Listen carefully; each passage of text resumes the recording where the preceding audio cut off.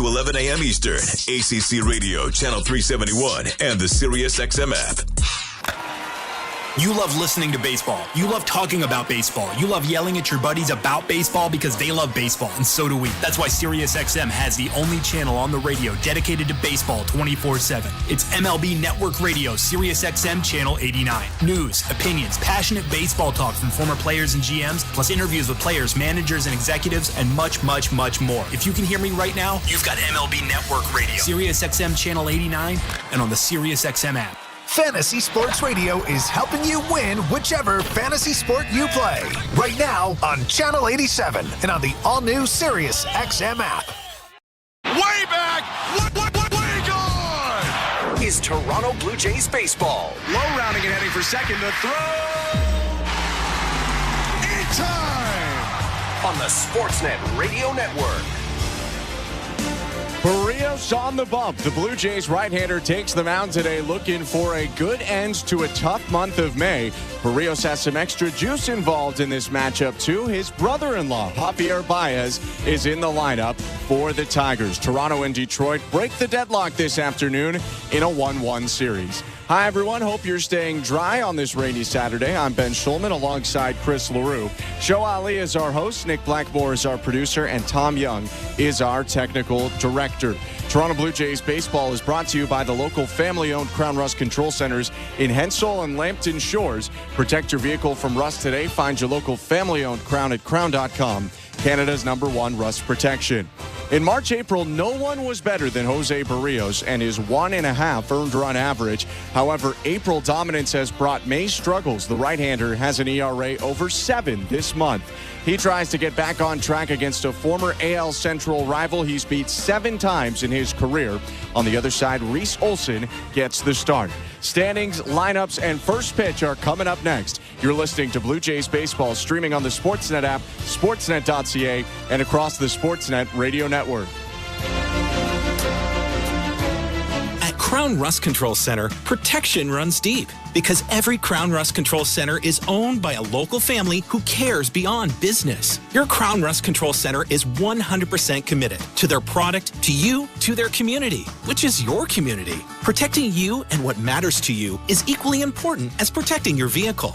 Did you know spring's the best time of year to protect your vehicle from rust? For a special spring offer, find your local family-owned Crown Rust Control Center at crown.com. Not tomorrow, not someday. The home improvements begin today. It's game on with Timber Mart.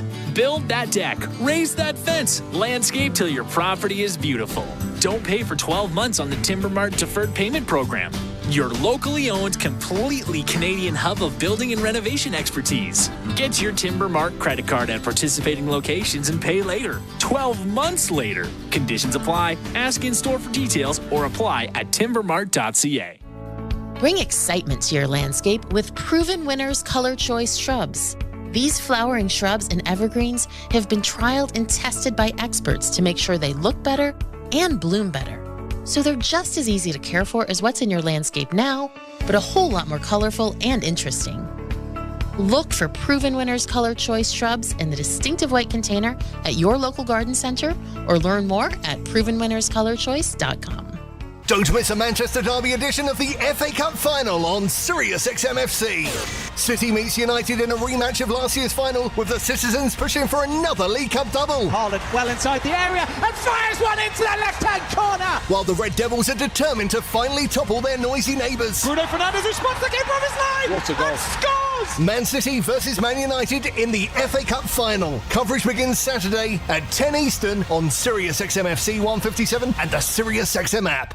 Blue Jays fans, no matter where you are, you won't miss a pitch with the SiriusXM app. Hear every game all season long. Download the SiriusXM app and search Blue Jays Radio Network. You know, I thought today it's going to sound a little funny, I thought he threw the ball well.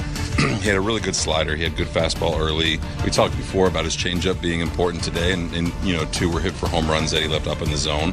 But I thought he did a good job of navigating. I mean, we normally make those plays, that behind him in that inning too. But I thought overall, Alec, he was better than what the line shows for sure. I'm going to keep battling no matter what. So, I've told you guys that the last pitch doesn't really matter. You just got to keep focusing on the next pitch. And, that's something I felt like I did tonight. Just continue to try and make the next pitch the best one. Just one of those games I really never got into a rhythm, kind of just battling and doing my best to try and make pitches and keep us in the ballgame. That was John Schneider and Alek Manoah speaking after yesterday's Blue Jays loss 6-2 to the Detroit Tigers. Now Toronto looks to get a holdback on this series that's tied 1-1. A 4-game set. Game 3 about to start in Detroit. I'm Ben Schulman alongside Chris LaRue. And the Blue Jays today throw Jose Berrios out, Chris, looking for a quality start or maybe better from the right-hander who's been up and down over the last couple of weeks. Yeah, I think up and down is the right way to put it. He either has that sinker or he either has the slider. He hasn't really put it all together yet. We've seen glimpses of the changeup down in the zone, but if he can put it all together, if he can have that slider and that sinker at the same time, he'll be the Jose Berrios that we saw earlier on in the season. But he's had games this season where he only has that sinker and he's been dominant. So if he can put that together, he can be the guy that every Blue Jay fan is hoping for, and they'll need it today. This is a big game against a very good pitcher. Reese Olson is 0-5 with a 2.16. He does not deserve to be 0-5. He's only given up 37 hits in 50 innings. The Blue Jays are in tough today against Reese Olson. Berrios and Olson, the matchup. Before we get there, let's go over to Baseball Control today with our host, Show Ali. Thank you very much, guys. Welcome back inside Baseball Control. Show Ali with you. I hope you are all doing well. Before we check out the standings update, courtesy of Bet365, Jeff Passan was on with Blair and Barker yesterday. Passan has a new article up on ESPN about pitchers, as we discussed the pitching matchup, finding new ways to dominate with new pitches in a year largely dominated by pitching for all teams in Major League Baseball. Here's Blair and Barker. Blair starting us off, discussing that concept with Passan. And the guy they touch on here is a player I think you might recognize. One of the guys he talked about in this article that fascinates me, because we got a taste of him last year late in the season, was Jordan Hicks. Whose new pitch is a new pitch, in air quotes, is a dialed back fastball. Now, Kevin and I had a conversation with Pete Walker at the end of the year. Actually, sorry, Kevin didn't and related to me, but we talked about Jordan Hicks, and it had been pretty clear that Jordan Hicks had told Pete that, but also told him that I want to start. I don't want to be a reliever. I want to be a starter. So of course the Jays, they stopped pitching it. But the San Francisco, that's what they did, basically. Yeah. We'll top that. We won't pitch you no more. But the San Francisco Giants ended up signing him as a free agent. Yeah. And his numbers are tremendous. And he's not throwing as hard. is his new pitch, basically. I feel like Jordan Hicks is a really interesting case study for the rest of Major League Baseball. And Ronaldo Lopez to some extent, too. The two guys who, a new pitch like a dialed back fastball is something I've never written before. Yes. But it's the case with them, because as a reliever, each of them went out and threw the piss out of the ball. They just threw it as hard as they possibly could. And Jordan Hicks averaged, for the first 3 years of his career, 101.3, 101.4, and 101.2 on his fastball. Last year, it was 100.3. This year, it's down to like 95.2. Yeah. And it's because he understands that you can't go out there and throw it 100 miles per hour and put it where it is, where you want it every time, unless you're Paul Skeens, right? Unless you are the number one pick in the draft, the biggest can't-miss prospect, you just don't have the ability to do that. But at 95, which is still pretty darn effective, when the movement profile still really works, when you're still generating 50-something plus % ground balls off of it, and when you're walking 2.8 guys per 9, as opposed to 4.39, 5.14, 3.45, and 5.21 in the other years of your career, it's a no-brainer. That is Jeff Passan on with Blair and Barker. I find that stuff fascinating. So if you are like me, you can catch the full conversation about Passan's article on the Blair and Barker podcast feed, which is, of course, wherever you grab your favorite podcast. You can, of course, find Passan's article on ESPN. All right, at Bet365, the Bet365 standings update. You can watch thousands of live games, build your own bet, and you can even make a bet while the game is still being played. 19 plus, play responsibly, Ontario only. Let's check out the AL East. The Yankees are 36-17. They hit 3 home runs in the same inning off of Yu Darvish last night in San Diego. Soto, Judge, Stanton all going yard. Orioles are 31-18. Gunnar Henderson hitting his 17th home run of the season last night. That ties him for the league lead with Kyle Tucker. Red Sox, meanwhile, they are 26-25. Rays are 25-27. And after last night's loss, the Jays enter play today 23-27. Don't forget, we do have Jays Talk today. It's a weekend. I have the post-game show today alongside Jesse Rubinoff. We'll take your calls and texts once this one is in the books. You can send your text right now if you like to 590-590, name and location. That's the People's Text line, and it is always open. We just heard the play ball signal. Davis Schneider's about to step into the batter's box against Reese Olson. Let's get you over to some action. Here's Ben Schulman and Chris LaRue. Thank you very much, Joe. Let's get through the Blue Jays lineup here quickly. Davis Schneider leads off and plays left field today. The DH Justin Turner hits second. First baseman Vladimir Guerrero Jr. will bat third. Shortstop is Bo Bichette. He hits fourth with the right fielder George Springer hitting fifth. Catcher is Alejandro Kirk batting sixth, and behind him the second baseman Isaiah Kiner-Falefa. Ernie Clement hits eighth place third, and Kevin Kiermaier, the center fielder, bats ninth. First pitch of the day from Reese Olson is called strike one against Davis Schneider. 1:10 p.m. Eastern is the start time of this one. 26 degrees and a little bit cloudy in Detroit. 0-1, misses down and away. 1 ball, 1 strike. Schneider got a day off yesterday, back in and leading off. He's a .244 hitter this year. The 1-1. Check swing, called strike on the slider, 1-2.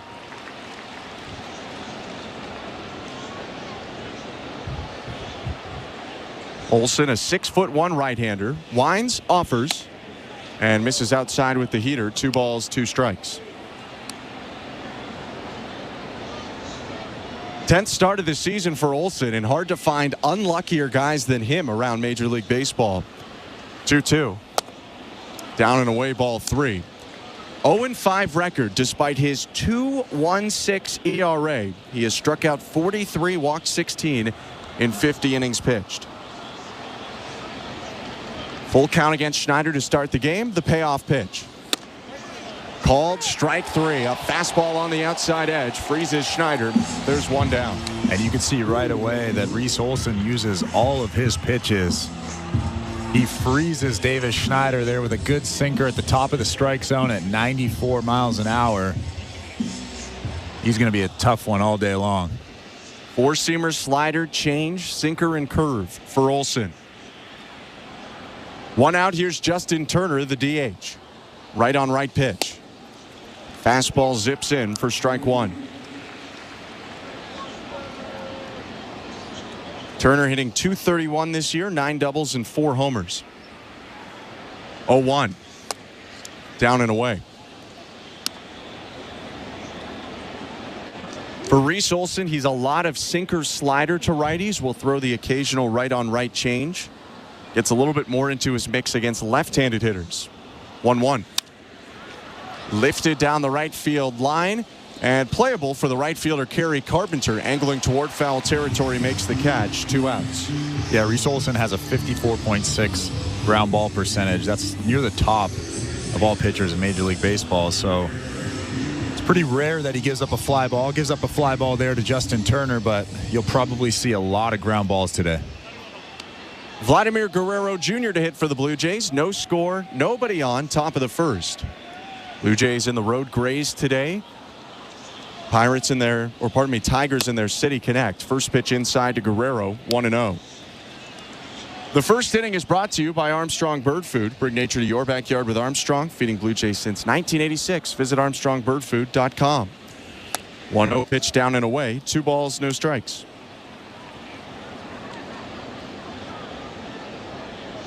Guerrero batting .288 this year, 5 homers, 24 RBIs. 2-0 pitch.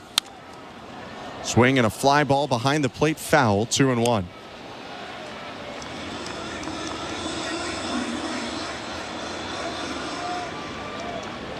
Medium length curly hair for Olson, peeking out of the back of his cap.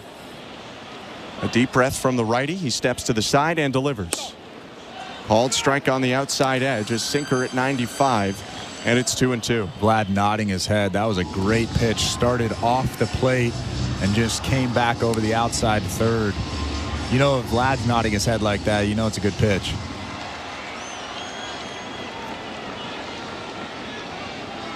Olsen's 2-2. Outside, ball 3. Sun has come out from behind a cloud, much brighter at Comerica Park right now. Could be a tough sky today, though, with some mixed clouds over the ballpark. 3-2.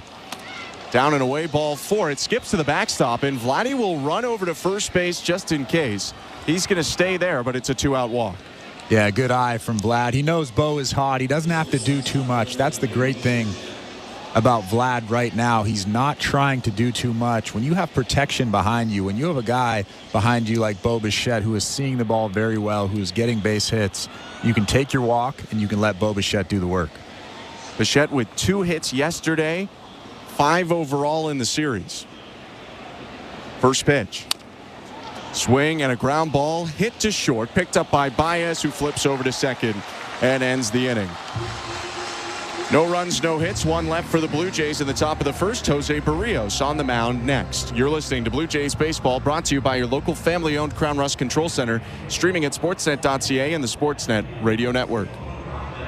At Crown Rust Control, protection runs deep because every Crown Rust Control Center is owned by a local family who cares beyond business. Your Crown Rust Control is 100% committed to their product, to you, to their community, which is your community. Protecting you and what matters to you is equally important as protecting your vehicle. Did you know spring's the best time of year to protect your vehicle from rust? For a special spring offer, find your local family-owned Crown Rust Control Center at crown.com. We're 2 men in a truck, the movers who care. You never know when cardiac arrest can happen.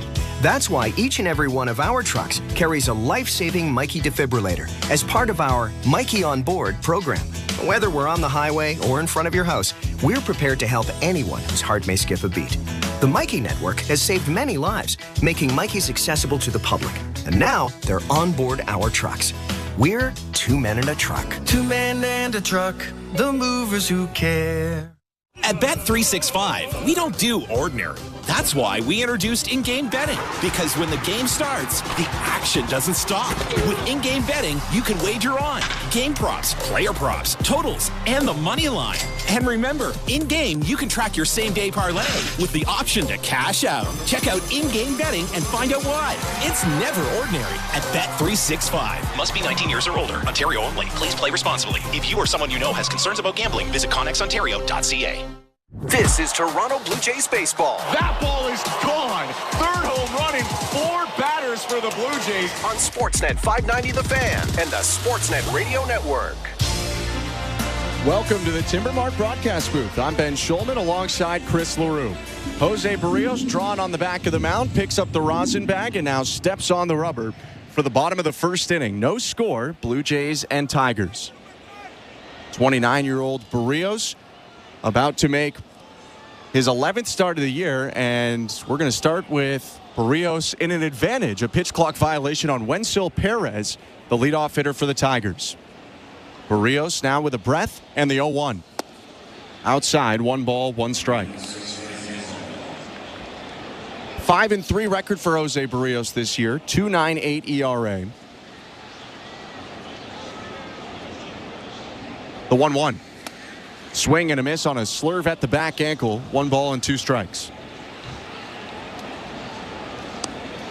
Perez shaking his head after that swing. The rookie's the leadoff hitter for the Tigers, center fielder and a switch hitter, batting from the left side. Crowds the plate, bouncing on his feet. The 1-2. Takes the same slurve down and in. 2 balls, 2 strikes. And you can see Alejandro Kirk pointing at the dirt. He does that really often. Sometimes he does that just to fake out the other team, but this time he was really trying to make Jose Berrios bounce that slider. Or sorry, that slurve. 2-2. Fastball hit foul the other way. Mentioned the Blue Jays in the top of the first are in their road grays. The Tigers in their City Connects, which are all black with blue up the middle and blue piping down the side of the pads. 2-2. High with the heater. 3 balls, 2 strikes. Tire tracks going up the middle like you ran it over with a car. Motor City in white across the chest.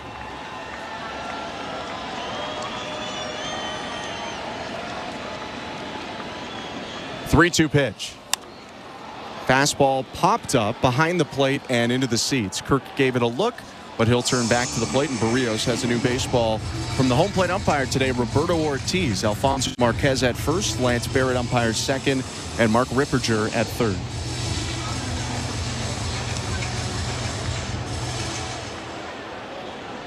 A 7-pitch battle to start the day for the Puerto Rican right-hander.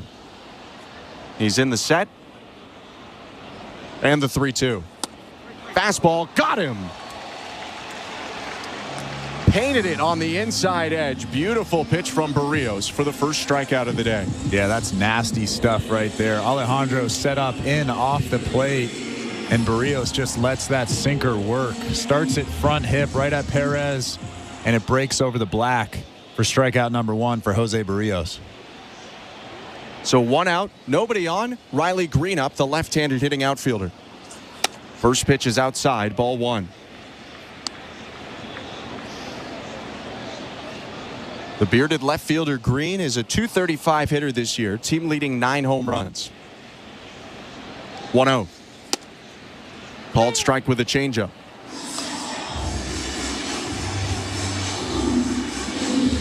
Green's also a very patient hitter, leads the Tigers with 29 walks this year. The 1-1. Another change, but this one too far outside. 2 balls and 1 strike.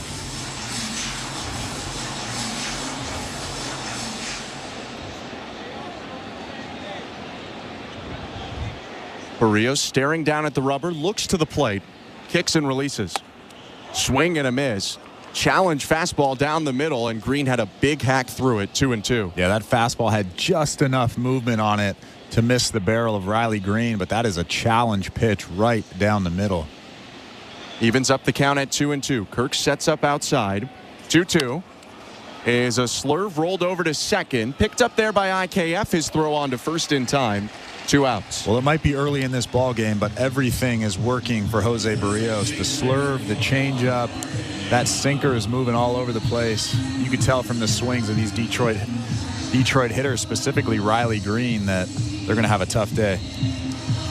Berrios with a strikeout and a ground out to start. Mark Canha up now with 2 outs and the bases empty. Veteran first baseman bats from the right side. Berrios' pitch. Fastball in there, strike 1.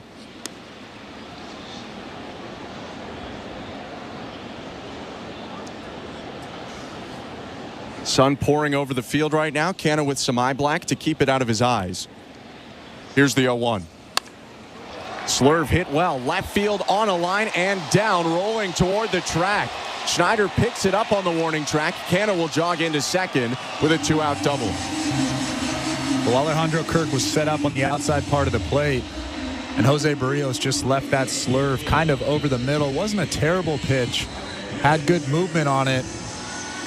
But Mark Canha goes down and gets it. Hits a good line drive into left field. So a runner in scoring position early on. Here's Kerry Carpenter, who had a big day yesterday. Hit his 7th home run of the season. Boosted his team lead in RBIs to 27. A .277 hitter on the year. That bats from the left side. Berrios from the stretch. Runner on second. 2 down in the pitch. Just high with the fastball. 1-0. And I know that Jose Berrios wants to attack every hitter, but I would much rather face Gio Urshela. You have the open base at first base. It's too early to think like that, but at the same time, you don't want to groove Kerry Carpenter one here. 1-0. Check swing from Carpenter on another high fastball. 2 balls and no strikes. Urshela is the on-deck hitter. Colt Keith behind him. A look back at second. 2-0 pitch. Hit well. Deep right field. Springer going back at the track. It's out of here.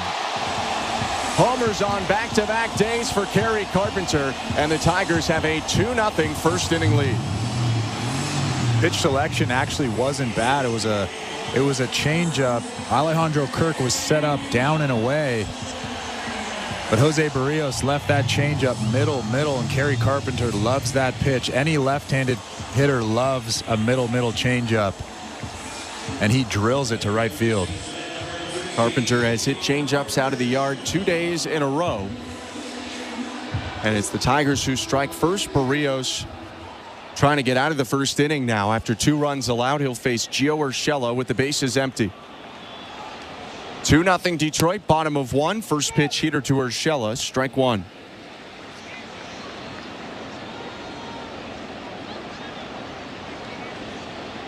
Urshela's a .256 hitter this year, 4 doubles.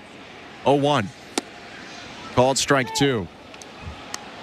Well, I said it might be a little bit too early to kind of nibble and pitch around guys, especially in the first inning. But you look at Detroit's starting pitcher and Reese Olson, who has a 2.16 ERA. Every run matters. 0-2. A line drive, softly hit toward right field, gets down for a base hit. That pitch was way in off the plate, but Urshela somehow got his hands inside of it and flared it out to right field for a 2-out knock. Yeah, that was a lucky base hit for Gio Urshela. Good pitch in off the plate from Jose Berrios, 94 right at the hands.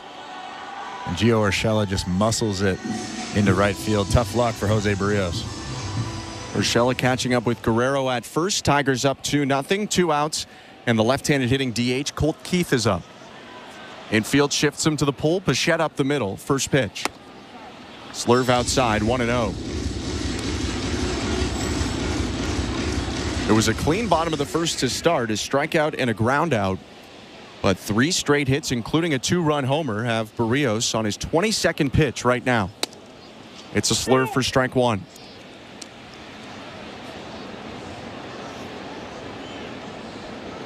The rookie Keith hitting .236 this year, 5 doubles, and his first homer of his major league career came yesterday off Alek Manoah. 1-1. Fastball cut on and missed, 1-2.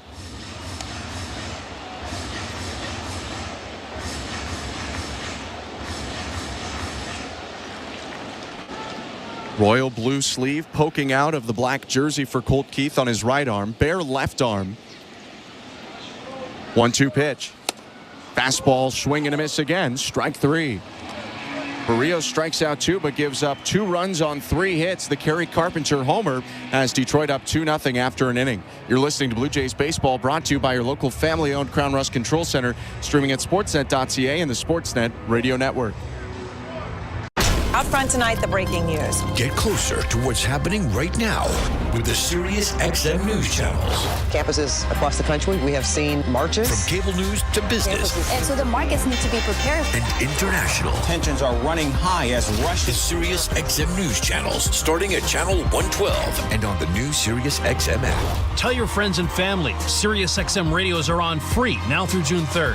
Visit SiriusXM.com/listen free to see what's on. Fantasy Sports Radio is helping you win your fantasy leagues. Right now on Channel 87. It's a home run for Ronald Acuna. From in-season fantasy baseball management to daily fantasy playoff basketball to reacting to the NFL draft, Fantasy Sports Radio is here to help you dominate. Don't ever take a player that you don't intend to keep all year. Don't do it. It's terrible management. Fantasy Sports Radio, your home for fantasy sports. Channel 87 and on the all-new Sirius XM app.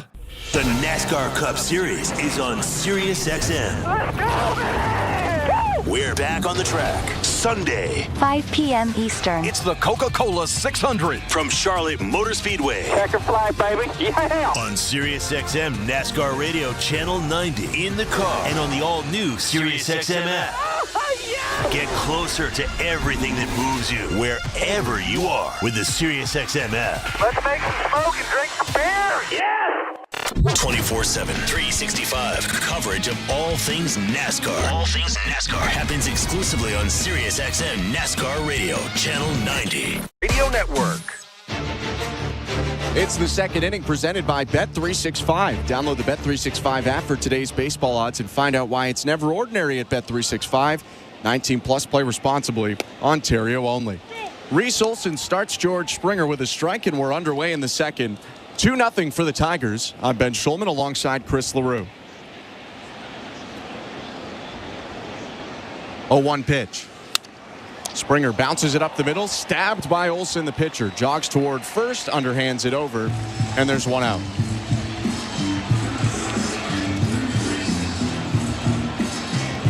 Reese Olsen in his second inning of work. A 13th rounder by the Brewers in 2018 out of high school in Georgia. Has pitched all of his major league time with the Tigers after being traded over to Detroit at the 2021 trade deadline. Alejandro Kirk is up now with one out, and the first pitch lands in the zone for strike one. And he had a pretty good season last year in his rookie season. He was 5-7 with a sub-4 ERA and 103 2/3 innings. Only 83 hits allowed. Righty's 0-1.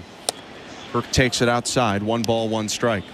But to have an ERA of 2.16 and be 0-5, that's got to be frustrating. It just doesn't happen all that much. 1-1. Called strike, 1-2. And not even pitcher wins and losses, just team wins and losses. The Tigers are 1-8 when he starts this year. They won the first one. They've lost 8 Olsen starts in a row. 1-2. Down and away. 2 balls, 2 strikes. If you look at his last 3 starts, he had 2 no decisions in those 3 starts. One of them, 8 innings, no earned runs. And then one of them was 6 innings, 1 earned run, no decision. 2-2. Just missed down and away with the slider. 3 balls and 2 strikes. That's just bad luck. It's hard to go 8 shutout and not pick up a win. Yeah. Like that does not happen very often. With 1 out, the batter Kirk is going to ask for time. Alejandro hitting .207 so far this year. 4 doubles, a homer, 13 RBIs. He has run a good walk to strikeout ratio, as he often does. 12 walks, 14 strikeouts for Kirk. Here's the 3-2. And Kirk hits it on the ground to short on 3 hops, picked up by Baez. Stops, throws over to first. 2 outs. And another ground ball. He is a ground ball machine. He works the bottom of that zone. A lot of sink, a lot of downward action on that fastball.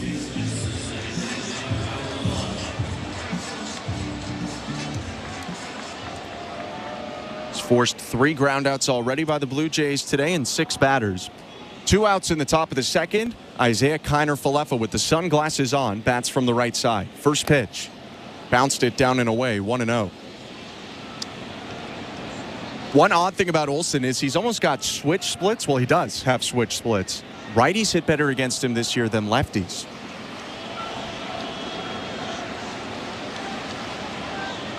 (1-0). Called strike, 1-1. That's why the Blue Jays have 8 right-handed hitters and Kevin Kiermaier in today.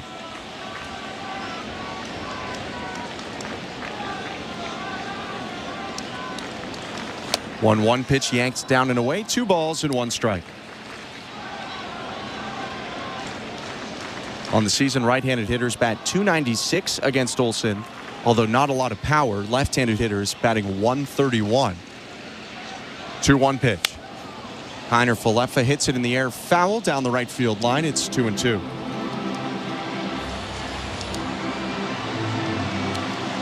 Two taps to the plate from the Blue Jays second baseman today. A check swing, and now the bat above his right shoulder. With 2 down, the 2-2. Swing and a fly ball.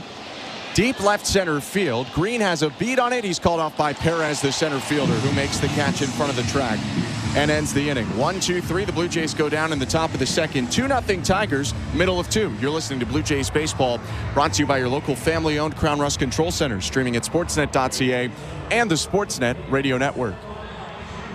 We're 2 men and a truck. So, you're moving to a new home, and all that's left to do is to call a mover you know you can trust. Well, naturally, you think 2 men and a truck, since you know they have lots of men and lots of trucks. They'll wrap, pack, and move everything you own. With a 96% referral rating and the professionalism you can trust, the choice is simple. For a free in-home estimate, call today. We're 2 men and a truck. 2-man and a truck, the movers who care. Not tomorrow, not someday. The home improvements begin today. It's game on with Timber Mart. Build that deck, raise that fence, landscape till your property is beautiful. Don't pay for 12 months on the Timber Mart deferred payment program. Your locally owned, completely Canadian hub of building and renovation expertise. Get your Timber Mart credit card at participating locations and pay later. 12 months later. Conditions apply. Ask in store for details or apply at timbermart.ca. Bring excitement to your landscape with proven winners, Color Choice Shrubs. These flowering shrubs and evergreens have been trialed and tested by experts to make sure they look better and bloom better, so they're just as easy to care for as what's in your landscape now, but a whole lot more colorful and interesting. Look for proven winners, Color Choice Shrubs, in the distinctive white container at your local garden center, or learn more at provenwinnerscolorchoice.com. Hey, this is Tim Meza. You're listening to Toronto Blue Jays Baseball on the Sportsnet Radio Network. Bottom of the second inning, Blue Jays in Detroit, trailing 2-0 to the Tigers at Comerica Park. I'm Ben Schulman alongside Chris LaRue. Appreciate you spending your Saturday afternoon with us. Jose Berrios trying to make up for a tough first inning here. He gets 7, 8, 9 in the second, starting with Javier Baez. Right on right pitch. And Baez fouls off the slurve, 0-1. A lot to this matchup. Javier Baez and Jose Berrios, two of the better Puerto Rican players of the last decade. Also brothers-in-law. Married a pair of sisters. 0-1. Swing and a ground ball hit to short. Nice pickup on the forehand side by Bichette. Spins and throws to first. 1 out. Bo Bichette had to quickly move his left hand up as that took an awkward hop moving from the dirt to the grass. Well, Jose Berrios threw Javi Baez 2 slurves. What's that conversation going to be like after the game? Hey, man, throw me a heater. Let's go. He knows the report. He's one of the biggest chase guys in baseball. Gets Baez out, and here's Zach McKinstry. Shortstop yesterday, second baseman today, and a left-handed hitter. Berrios' pitch. Taken for strike 1. McKinstry batting in even 233 games this year. No homers, 4 RBIs. 0-1. Called strike 2.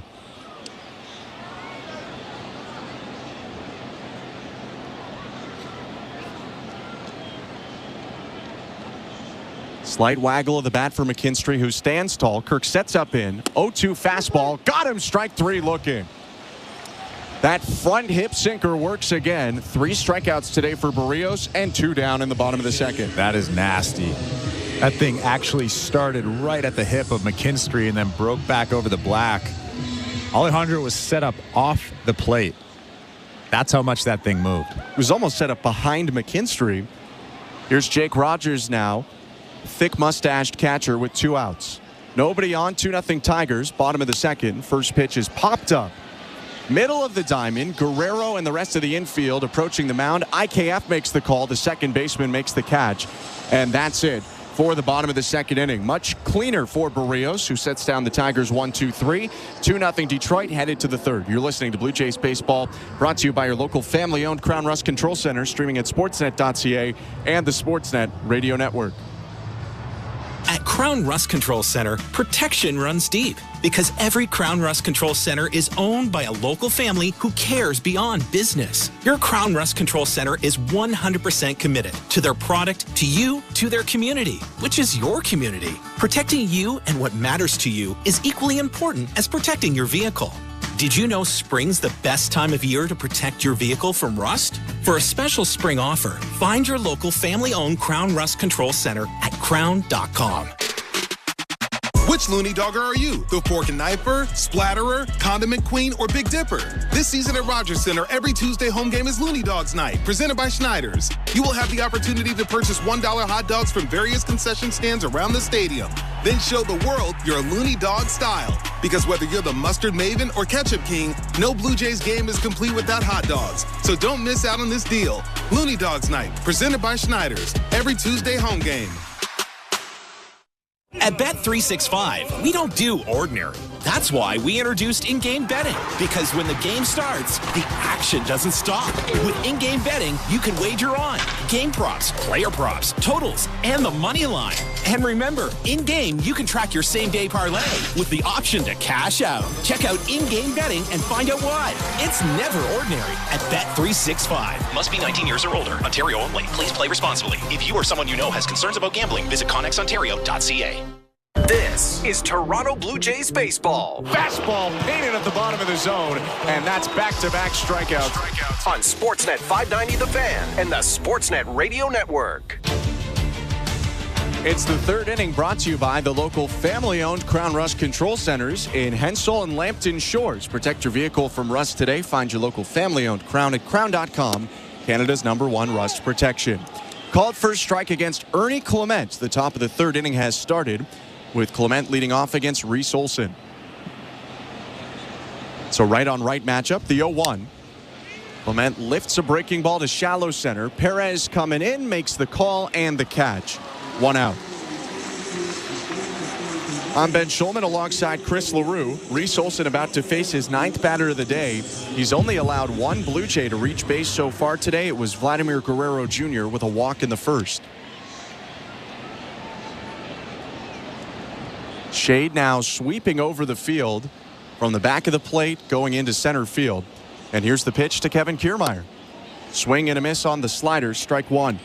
The interesting thing about Reese Olson is he doesn't really rely on any one pitch. He throws his slider, his four seam, and his changeup almost the exact amount. 0-1. Kiermaier lines a ball down the right field line. Fair ball rolling into the corner. Off to the races. He's around first. Ball picked up in the corner. He's chugging around second. Relay to third. Late. And it's a 1-out triple for Kevin Kiermaier. Well, as soon as he hit that ball, he was thinking 3. He was busting it out of the box. He knows this park is big. He knows that it's a triples paradise. And he slides headfirst into third. That is a big hit for this lineup. It's his second triple of the season. It's his second triple of the series. He hit one in game 1 as well. And now the Blue Jays ask for a fly ball out of Davis Schneider here with 1 out and a runner on third. He was in way ahead of that throw, though, with the head first dive. First pitch to Schneider on the inside edge. Strike one. 2-0 Tigers, top of the third. Kiermaier on third, infield at the edge of the infield grass, with Schneider facing a no-ball, 1-strike count. From the stretch, the pitch from Reese Olson. Swing and a miss, 0-2. Well, the Tigers know this is going to be a pitcher's duel today. They can't allow even one run to cross the plate.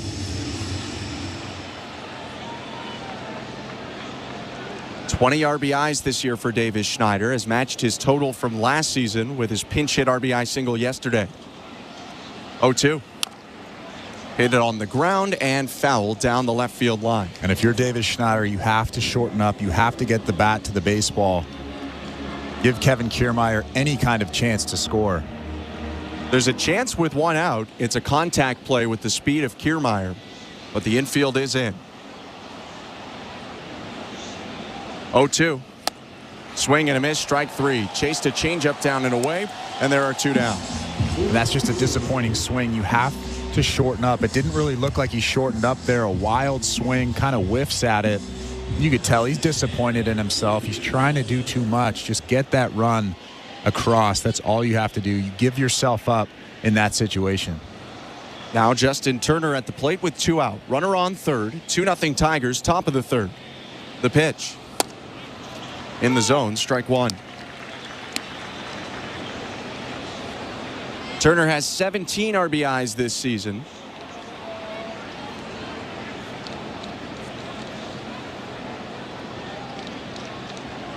The 0-1. Hit well, left side, snared by Urshela. The sure-handed third baseman throws over to first and ends the inning. Blue Jays get a 1-out triple from Kiermaier, but leave him on third. It's 2-0 Detroit, middle of the third. You're listening to Blue Jays Baseball, brought to you by your local family-owned Crown Rust Control Center, streaming at sportsnet.ca and the Sportsnet Radio Network. Don't miss a moment of baseball season with MLB Network Radio, including daily interviews with the decision makers from across the league on Sirius XM Channel 89. Dodgers manager Dave Roberts. Looking forward to talking some baseball. It's Managers at the Mic on MLB Network Radio, Sirius XM 89. And if you miss any of our Manager at the Mic interviews throughout the week, you can find them on the all-new Sirius XM app. Search MLB. I always love talking baseball with you guys. The South Carolina Gamecocks are on top of the women's college basketball world yet again. Perfection for South Carolina. 38 games, 38 wins. We're reacting to the perfect season and talking to the biggest names right here on Channel 374. Congratulations, Coach Saley. What does this particular title mean to you? This title is pretty special because it was unexpected. Keep it locked into SiriusXM SEC Radio as we continue to break it all down and celebrate the Gamecocks' third national title. Are you regretting eating that gas station hot dog? Yeah, we know. We've been there too. This is a message for baseball fans like you. Did you know that you get a channel that's talking baseball 24/7 as part of your Sirius XM subscription? What? Our lineup includes shows hosted by former big leaguers and executives. Plus, you'll hear from 17 managers each week. MLB Network Radio is on Sirius XM Channel 89. Or just search MLB Network Radio on the SXM app. Sirius XM Sports. We're more than just a game. Hey, baseball fans, the NBA postseason is in full swing, and you're home for nonstop discussion every day and playoff action on the court every night is Sirius XM NBA Radio Channel 86 and on the brand new Sirius XM app. Sportsnet Radio Network. Jose Berrios kicking out some dirt on the mound, palming up the baseball, and the bottom of the third is about to start in Detroit. 2-0 Tigers over Blue Jays. And the leadoff hitter, Wenzel Perez, will start the third inning. First pitch from Berrios is a fastball for strike one.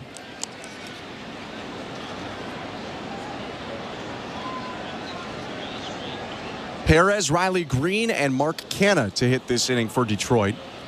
Right on left pitch. Just outside, 1 ball, 1 strike.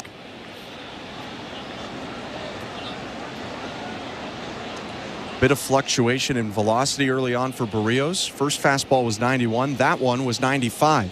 1-1. Another heater hit off the handle, fielded by the pitcher Berrios. Underhand flip to Vlad, and there's one out. Well, I think that's on purpose. We've seen him do that quite often this season, where he'll throw a sinker or kind of a get-me-over fastball early in a count at 91, 92, and then he'll gas up like he did right there to 95. He's learning how to pitch. That's the most impressive thing with Jose Berrios. He's learning to toy with hitters, and that's when pitching becomes fun. Berrios making the last start of his 20s. The 29-year-old kicks and delivers to Riley Green. Outside, ball 1. In 2 days, he'll turn 30. His birthday, May 27th. Green, a left-handed hitter, faces a 1-0 from Berrios. Slurve in there. 1 ball, 1 strike. Green asking some questions of the home plate umpire Roberto Ortiz. He's just 23 years old, the Orlando native and left fielder for Detroit.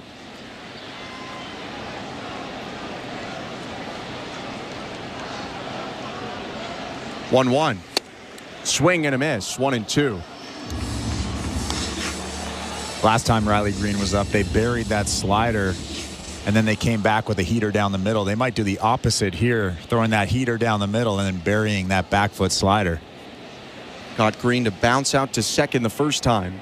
Berrios' pitch. Foul tipped into the glove. Strike 3. A high heater, and there are 2 down. Well, surprised me there. Fastball that was supposed to be in off the plate, but there's so much movement on it that the horizontal movement is so great when he throws that thing right, and Riley Green swings right through it. So 2 down, and now Mark Canha, who doubled in the first, came around to score. Kirk sets up in, and the pitch misses inside. 1-0. Welcome to the Timber Mart broadcast booth. Don't strike out on your next home improvement project. Your team at Timber Mart has the great advice and the products you need, so you'll get the job done right. Knock it out of the park and win the day with Timber Mart, Canada's building center. 1-0. Hit on the ground toward third. Backhanded by Clement. A crow hop and throw to first in time. And it's a 1-2-3 inning for Berrios, who's retired 7 in a row. 2-0 Tigers a third of the way through. You're listening to Blue Jays Baseball, brought to you by your local family-owned Crown Rust Control Center, streaming at sportsnet.ca and the Sportsnet Radio Network. The conference finals are here. It is over. The Rangers win and advance to the Final Four. And the place to hear your NBA and NHL hometown announcers is the Sirius XM app. The Boston Celtics are going to the Eastern Conference Finals. When the games mean the most, you want that local perspective. An epic best-of-7 battle. Syncing your hometown announcers to the action is easier than ever. Listen at home on your smart speaker or phone with the all-new Sirius XM app. He scores! Are you kidding me?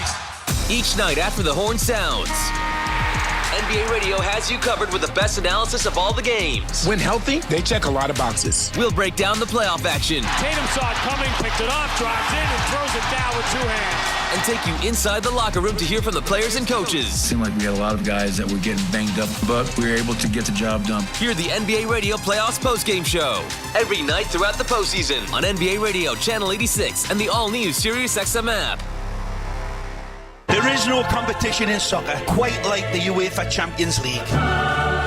And it's on Sirius XM FC. Kylian Mbappe delivering when it matters most. The stakes are higher now in the knockout stage, where one goal can transform a club's trajectory. Jude Bellingham's driving, scores! And one performance can turn a star into an immortal. Harry Kane finishes off the game. It's the Champions League knockout stage, and all the top matches are on Sirius XM FC 157 and the all-new Sirius XM app. Hey, baseball fans, the NBA postseason is in full swing, and your home for nonstop discussion every day and playoff action on the court every night is SiriusXM NBA Radio Channel 86 and on the brand new SiriusXM app. Sportsnet Radio Network. It's the fourth inning presented by Bet365. At Bet365, you can watch thousands of live games, build your own bet, you can even make a bet while the game's still being played. 19 plus, play responsibly. Ontario only. Vladimir Guerrero Jr. leads off for the Blue Jays, takes the first pitch low, 1 ball and no strikes. 2-0 Tigers over Blue Jays. Here's the 1-0 from Reese Olson. In there, 1-1. I'm Ben Schulman alongside Chris LaRue. Shade covering the field again as clouds sweep over the diamond at Comerica Park. 1-1. Guerrero pounds it into the ground on one hop all the way out to short. Baez picks it up, throws to first. 1 out. And that's what you call a big Sunday hop. Although it's Saturday, that's an easy play for Javi Baez over there. Just one big hop and then makes the easy throw over to first base. So Guerrero retired, and here's Bo Bichette up with 1 out and the base is empty. Bichette standing on the toes of his front left foot. The pitch. Called strike 1. In a second, we'll take a look at the out-of-town scoreboard. Bo today is 0 for 1. His average at .247 on the year. 0-1. Swing and a miss at a changeup in the dirt. 0-2.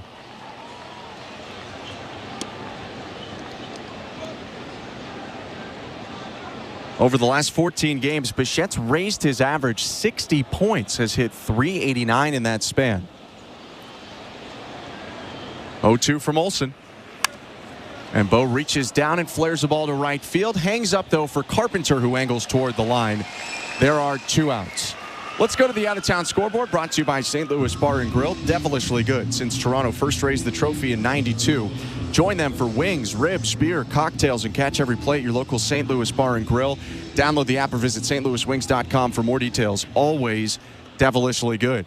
2-0 Tigers over Blue Jays in the top of the fourth. 2 outs and the pitch to George Springer. Called strike 1. Just around the corner in the Midwest, the Chicago White Sox hosting the Baltimore Orioles. Eric Fetty takes on Albert Suarez today. 0-1. Down and away, 1 ball, 1 strike. I guess way on the out-of-town scoreboard. Did you see the finish to the Mavericks-Timberwolves game yesterday? I did. Pretty good shot from Luka Doncic. 1-1. Springer pounds it into the ground, foul off to the left, 1-2. I like the excitement afterwards. Luka's fun.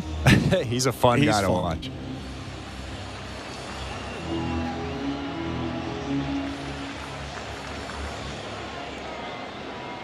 Springer 0 for 1 with a comebacker in the second, trying to extend the top of the fourth.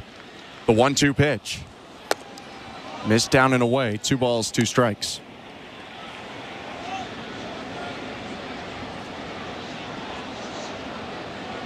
George Springer, a 192 hitter entering this game, is ready now for the next pitch.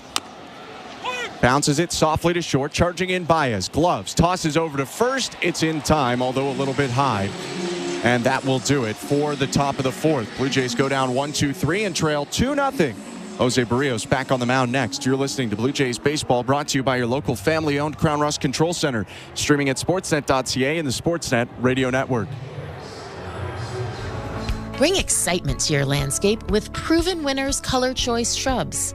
These flowering shrubs and evergreens have been trialed and tested by experts to make sure they look better and bloom better. So they're just as easy to care for as what's in your landscape now, but a whole lot more colorful and interesting. Look for Proven Winners Color Choice shrubs in the distinctive white container at your local garden center, or learn more at provenwinnerscolorchoice.com. At Crown Rust Control, protection runs deep because every Crown Rust Control Center is owned by a local family who cares beyond business. Your Crown Rust Control is 100% committed to their product, to you, to their community, which is your community. Protecting you and what matters to you is equally important as protecting your vehicle. Did you know spring's the best time of year to protect your vehicle from rust? For a special spring offer, find your local family-owned Crown Rust Control Center at crown.com. At Bet365, we don't do ordinary. That's why we introduced in-game betting. Because when the game starts, the action doesn't stop. With in-game betting, you can wager on game props, player props, totals, and the money line. And remember, in-game, you can track your same-day parlay with the option to cash out. Check out in-game betting and find out why. It's never ordinary at Bet365. Must be 19 years or older. Ontario only. Please play responsibly. If you or someone you know has concerns about gambling, visit connexontario.ca. Hey, this is Dalton Varsho. You're listening to Toronto Blue Jays Baseball on the Sportsnet Radio Network. Ready or not, here I come. Home half of the fourth in Detroit with the Tigers up 2-0 on the Blue Jays. Welcome to the Timbermark broadcast booth. I'm Ben Schulman alongside Chris LaRue. 4-5-6 for Detroit starts with their hottest hitter. Kerry Carpenter is up. Jose Berrios' pitch. Misses low, 1-0. Carpenter with a 2-run shot in the first inning is the difference in this game. Took a 2-0 changeup over the right field wall. 1-0 pitch. Fastball down the middle, strike one.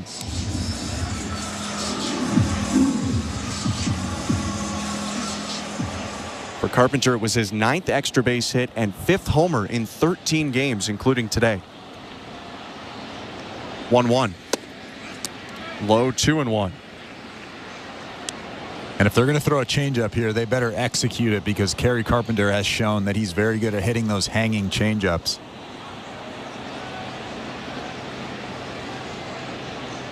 Two 2-1. Swing and a miss on an outside fastball, 2-2. It is impressive to see on a team of first-round picks, even a first overall pick. Carpenter, a 19th rounder in 2019 out of Virginia Tech, is maybe their most important bat right now. Bats from the left side. Very still, the 2-2. High fastball, full count.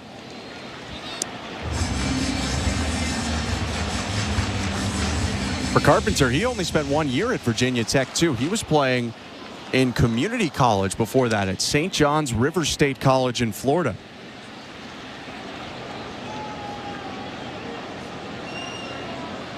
Now in his 3rd big league season, faces a 3-2 from Berrios.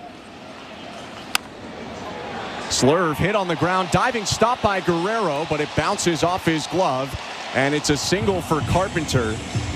Good play from Guerrero to limit that to a single. Would have been extra bases, but he couldn't glove it cleanly on the full stretch dive. Yeah, it looked like the ball went in his glove, but as he hit the ground, the ball came flying out of his glove, and he wasn't able to pick it up and get Carpenter at first base. But a nice job at least knocking it down and saving the Blue Jays a double there. So an infield single for Carpenter, and Gio Urshela is now up. He singled in the first. The pitch. Foul tipped into the glove. Strike one. Urshela and Berrios, both former Twins. Urshela's got good numbers against Berrios in his career. 4 for 7 after the single in the first. 0-1. Check swing. Slurve missed down and away. 1 ball, 1 strike.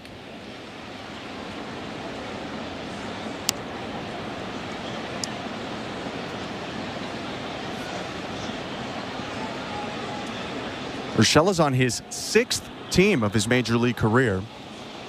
Colombian third baseman, at times shortstop. 1-1. Runner goes, pitches down and away for a ball. Throw down to second, nailed him. On a hop, Alejandro Kirk throws out Kerry Carpenter trying to steal. 1 out. Well, Kerry Carpenter wasn't sure about that call. He was kind of looking around after the umpire rung him up, but what a throw from Alejandro Kirk. A nice little bounce, IKF with the pick. And then Kerry Carpenter slides right into IKF's glove.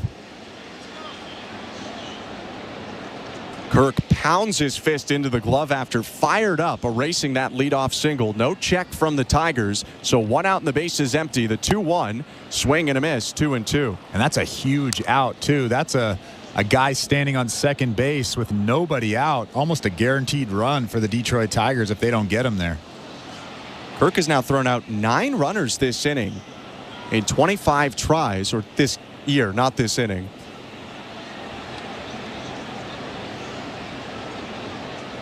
Two. Swing and a miss, strike 3. Got him on a high change, and there are 2 outs.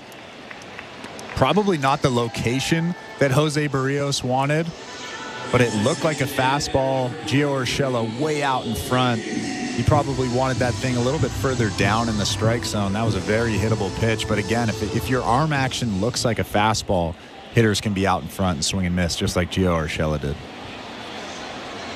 5th strikeout of the day for Berrios. Here's Colt Keith to the plate. First pitch to the rookie is sliced in the air, down the left field line. Long run from Clement behind him, called off by Schneider, who leaps and makes the catch in foul territory to end the inning. Jose Berrios faces the minimum thanks to Alejandro Kirk throwing out Kerry Carpenter trying to steal. It's 2-0 Tigers after 4. You're listening to Blue Jays Baseball, brought to you by your local family-owned Crown Rust Control Center, streaming at sportsnet.ca and the Sportsnet Radio Network. His uplifting house anthems fueled a global EDM revolution. Explore his legacy on Avicii Radio, a new channel featuring hits, performances, and music inspired by the legendary DJ. Let's go! Stream now in the SiriusXM app. Just search Avicii. Fantasy Sports Radio is helping you win your fantasy leagues. Right now on Channel 87. It's a home run for Ronald Acuna. From in-season fantasy baseball management to daily fantasy playoff basketball to reacting to the NFL draft, Fantasy Sports Radio is here to help you dominate. Don't ever take a player that you don't intend to keep all year. Don't do it. It's terrible management. Fantasy Sports Radio, your home for fantasy sports. Channel 87 and on the all-new SiriusXM app. The Busted Open podcast is now available on YouTube. This is Dave LaGreca, host of Busted Open, the #1 pro wrestling show on the planet. You can now watch and listen to the award-winning Busted Open podcast every single day on YouTube. Our best interviews, behind-the-scenes access, and some of our best content from the past. All available right now when you go to youtube.com/@BustedOpenPodcast. Subscribe right now. The Blue Jays are in flight, leading 3-0. Blue Jays fans, this is Ross Atkins, and you're listening to Blue Jays Baseball on SiriusXM. Sportsnet Radio Network. It's the 5th inning, brought to you by Desjardins Insurance, helping Canadians through it all. Desjardins Insurance, insurance with a heart so big, it shows. First pitch of the 5th, thrown to Alejandro Kirk, a swing and a line shot up the middle for a base hit.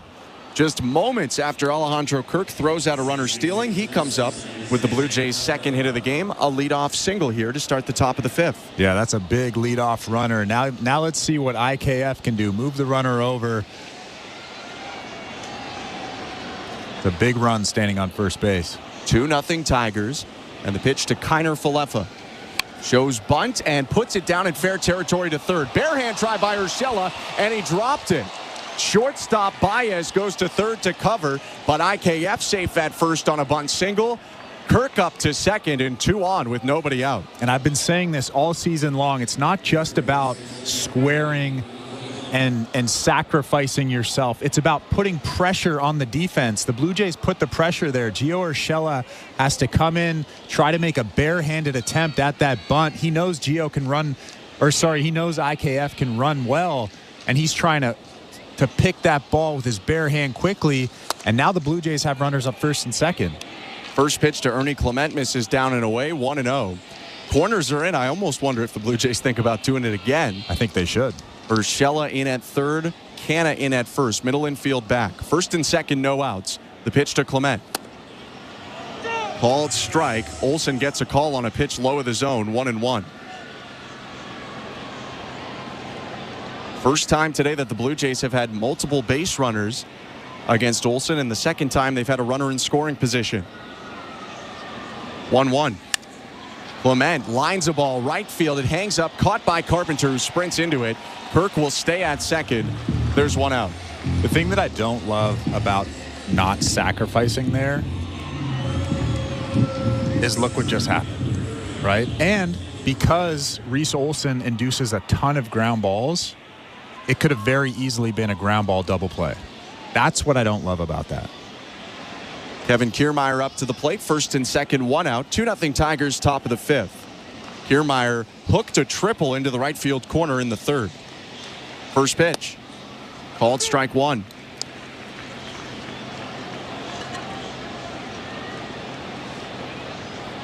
Kirk on second. Kiner Falefa on first and 1 out. 0-1. Swing and a miss. 0-2.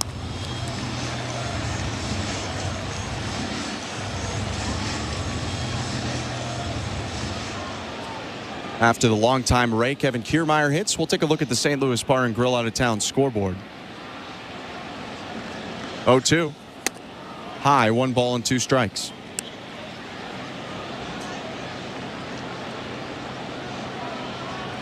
Kevin Kiermaier in general has hit well against Detroit in his career. Entered the game with a near 800 on-base plus slugging against the Tigers. 1-2. Swing and a miss. Strike 3. Kiermaier goes down. Third strikeout of the day for Reese Olsen. And let's look at the St. Louis Bar and Grill out-of-town scoreboard. Mets hosting the Giants right now, and the former Blue Jay Jordan Hicks getting the start. It's 1-0 Mets in the bottom of the second. Starling Marte with a solo home run against Hicks has put the Amazons in front. 2 down, 2 on, nobody out. The pitch to Davis Schneider in the dirt, 1-0.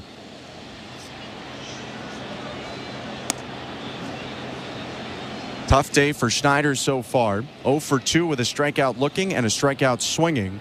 He came up with a runner on third and 1 out in the third, but couldn't score. Kiermaier. A chance to make up for it here. The 1-0 pitch. Bounced, ball 2.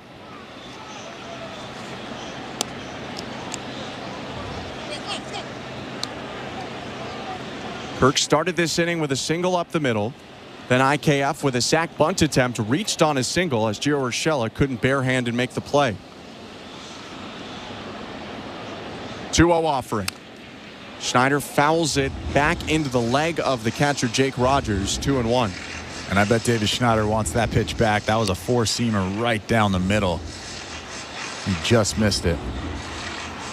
It's been a bit bumpy for Schneider in general in the leadoff spot. This is his 10th start. In 10 previous games, 9 starts, hitting .205. Slugging percentage below 400, which is rare for him. 2-1. Holds back on a breaking ball down and away. 3-1. And if Olsen's willing to walk you here, you better take your walk. Let the guy behind you come up with a clean at bat here. Just keep that line moving. First and second, 2 down. The 3-1. Top of the zone breaking ball, strike 2.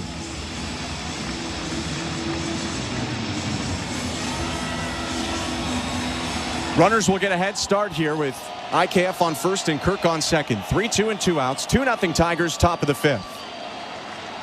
The payoff pitch. Swing and a pop-up. Foul territory behind the plate and out of play. Still 3-2. I think Schneider just swung at ball 4 there. That one looked a fair amount up and in.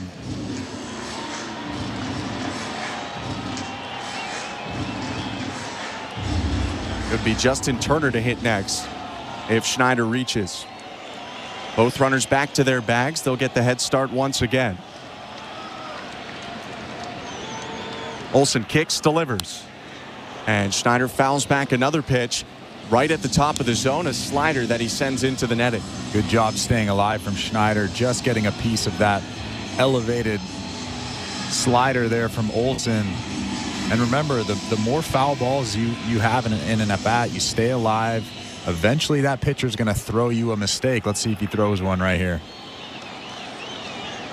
Olsen reaches back, releases, and misses down and away, ball 4. So that's the mistake that Schneider was looking for. He gets a free base, and the bases are loaded with 2 down for Justin Turner. That was a good take right there. A good slider on the outside part of the plate. It looked like a strike until the very last second, broke off the plate, and Schneider was able to keep that bat on his shoulder. Biggest chance of the day so far for the Blue Jays. Bases are loaded. 2 outs, 2-0 Tigers, top of the 5th. And the pitching coach Chris Fetter is out to the mound along with the entire infield and catcher Jake Rogers to talk to the pitcher. Well, I think that Fetter's just telling him, hey, calm down. There's no need to nibble here. Justin Turner hits a ton of ground balls. Just throw that sinker down in the zone. You'll probably induce a ground ball here, but Justin Turner needs to see that ball up, that changeup, that slider, even that fastball. See if he can get something in a gap here. Turner, a career .340 hitter with the bases loaded, 3 grand slams. This year he's had 1 at-bat with the bases loaded, and he came up with a hit. The pitch from Olsen. Down and away, ball 1.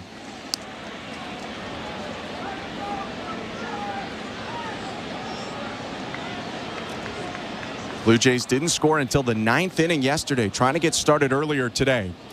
It's the top of the 5th and the 1-0. Hit foul off to the right. Decent fastball to hit down the middle of the plate. 1-1. Yeah, Turner wants that one back. That 95 right at the belt. Fouls it back. He's been a little bit late on those fastballs recently. Here's Olsen's 70th pitch of the appearance. And it's hit foul again, a fastball on the hands to make it 1-2. Turner steps out, adjusts his batting gloves, tucks the bat under his left arm, and unsheaths it again. A 20-pitch inning for Reese Olsen. 2 hits and a walk. Bases loaded, 2 down. The 1-2. Outside, 2 balls and 2 strikes. Jake Rogers did all he did there to try to frame that pitch, taking it away. It was off the plate and bringing it back over the middle. Might have moved it just a little bit too much. Didn't fool Roberto Ortiz. 2-2. Check swing, pitch in the dirt, appeal down to first. He did go around, said Alfonso Marquez. So Turner strikes out, and the Blue Jays, after 2 hits and a walk, leave the bases loaded. 2-0 Tigers, middle of the 5th. You're listening to Blue Jays Baseball, brought to you by your local family-owned Crown Rust Control Center, streaming at sportsnet.ca and the Sportsnet Radio Network. Don't miss a Manchester Derby edition of the FA Cup Final on Sirius XM FC. City meets United in a rematch of last year's final, with the Citizens pushing for another League Cup double. Haaland well inside the area and fires one into the left-hand corner. While the Red Devils are determined to finally topple their noisy neighbours. Bruno Fernandes, who spots the keeper of his line. What a goal. And scores! Man City versus Man United in the FA Cup Final. Coverage begins Saturday at 10 Eastern on Sirius XM FC 157 and the Sirius XM app. The NASCAR Cup Series is on Sirius XM. Let's go! We're back on the track Sunday, 5 p.m. Eastern. It's the Coca-Cola 600 from Charlotte Motor Speedway. Checker flag, baby. Yeah! On Sirius XM NASCAR Radio Channel 90 in the car and on the all-new Sirius XM app. Oh, yeah! Get closer to everything that moves you, wherever you are, with the SiriusXM app. Let's make some smoke and drink some beer. Yeah. The South Carolina Gamecocks are on top of the women's college basketball world yet again. Perfection for South Carolina. 38 games, 38 wins. We're reacting to the perfect season and talking to the biggest names right here on Channel 374. Congratulations, Coach Saley. What does this particular title mean to you? This title is pretty special because it was unexpected. Keep it locked into SiriusXM SEC Radio as we continue to break it all down and celebrate the Gamecocks' third national title. In season or out of season, the number one place for college sports is SiriusXM College Sports Radio, Channel 84. Sportsnet Radio Network. Bottom of the fifth inning brings the second brother-in-law matchup of the game. Jose Berrios and Javier Baez to face here to start the home half of the fifth. 2-0 Tigers at Comerica Park. Game 3 of this 4-game series. Tigers shortstop leaning back, resting the bat on his right shoulder. The pitch from Berrios. Fastball hit foul, 0-1. Looked like Javi Baez was shocked by the fact that he got a fastball there. Faced a couple of slurves in the first and rolled over to short. Baez hitting .205 this year, a homer and 21 RBIs. 0-1. Fastball outside, 1 ball, 1 strike. Welcome to the Timber Mart broadcast booth. I'm Ben Schulman alongside Chris LaRue. Show Ali, our host today, Nick Blackmore, our producer, and Tom Young, our technical director. 1-1. Slurve down and away, 2 balls, 1 strike.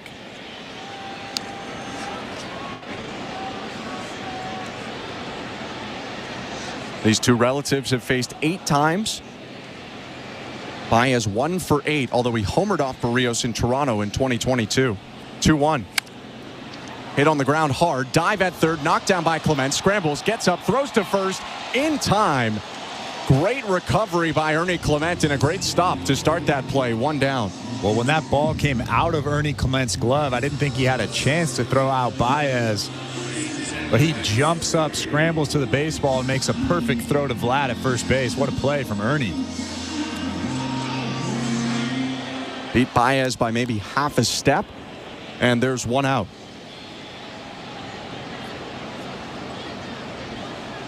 Here's the pitch to Zach McKinstry. Hit in the air. Right center field. Backing up. Kiermaier stops and makes the catch. 2 outs. Let's take a look at the injury report brought to you by Bergmanis Prira Personal Injury Lawyers. If life has thrown you a curveball and you're striking out with your insurance company, get ahead of the count and call Bergmanis Prira Personal Injury Lawyers. You focus on getting better and Bergmanis Prira will take care of the rest. Visit bplawyers.ca. No major updates today. Chad Green, the former Tiger and current Blue Jay, will pitch for the Buffalo Bisons today. Their game gets underway at 6 Eastern. Pitch to Jake Rogers. Called strike 1. Bowden Francis set to go tomorrow, and they haven't mentioned it the last 2 days, but 2 days ago they said Yariel Rodriguez would go tomorrow too, so you figure that still stands. 0-1. Rogers hits it hard and off the glove of Clement down the left field line for a base hit. Around first, he's headed for second. Schneider will eat it and toss it back into third base. It's a 2-out double for Rogers. Well, that was supposed to be a slurve on the outside part of the plate. Jose Berrios throws kind of just one of those spinners, the cement mixers, and Jake Rogers drills it down the line just past Ernie Clement at third base. He did get a piece of it, though, but not enough. Goes down as a double for Rogers, his 4th of the year. And the top of the order coming up with a runner in scoring position. Wensil Perez will hit for Detroit.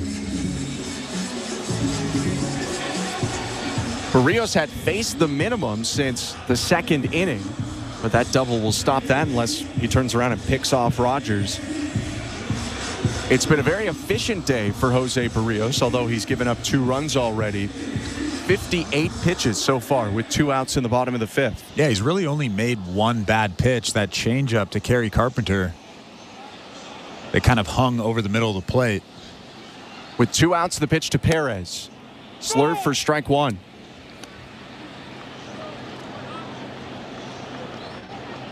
Rookie center fielder's 0 for 2, a strikeout looking, and a comebacker to Berrios. Next pitch. Popped up behind the plate. Perez lost his helmet, and that ball is lost into the seats. 0-2. Good pitch from Jose Berrios right there, right on the hands of Perez. Only thing he can do right there is foul it back. Center fielder was an international signing by the Tigers in 2016 out of the Dominican Republic. Berrios ahead of him. No balls and 2 strikes. Rogers on second. A look from the Blue Jays starter. And the pitch. Change up low, 1-2.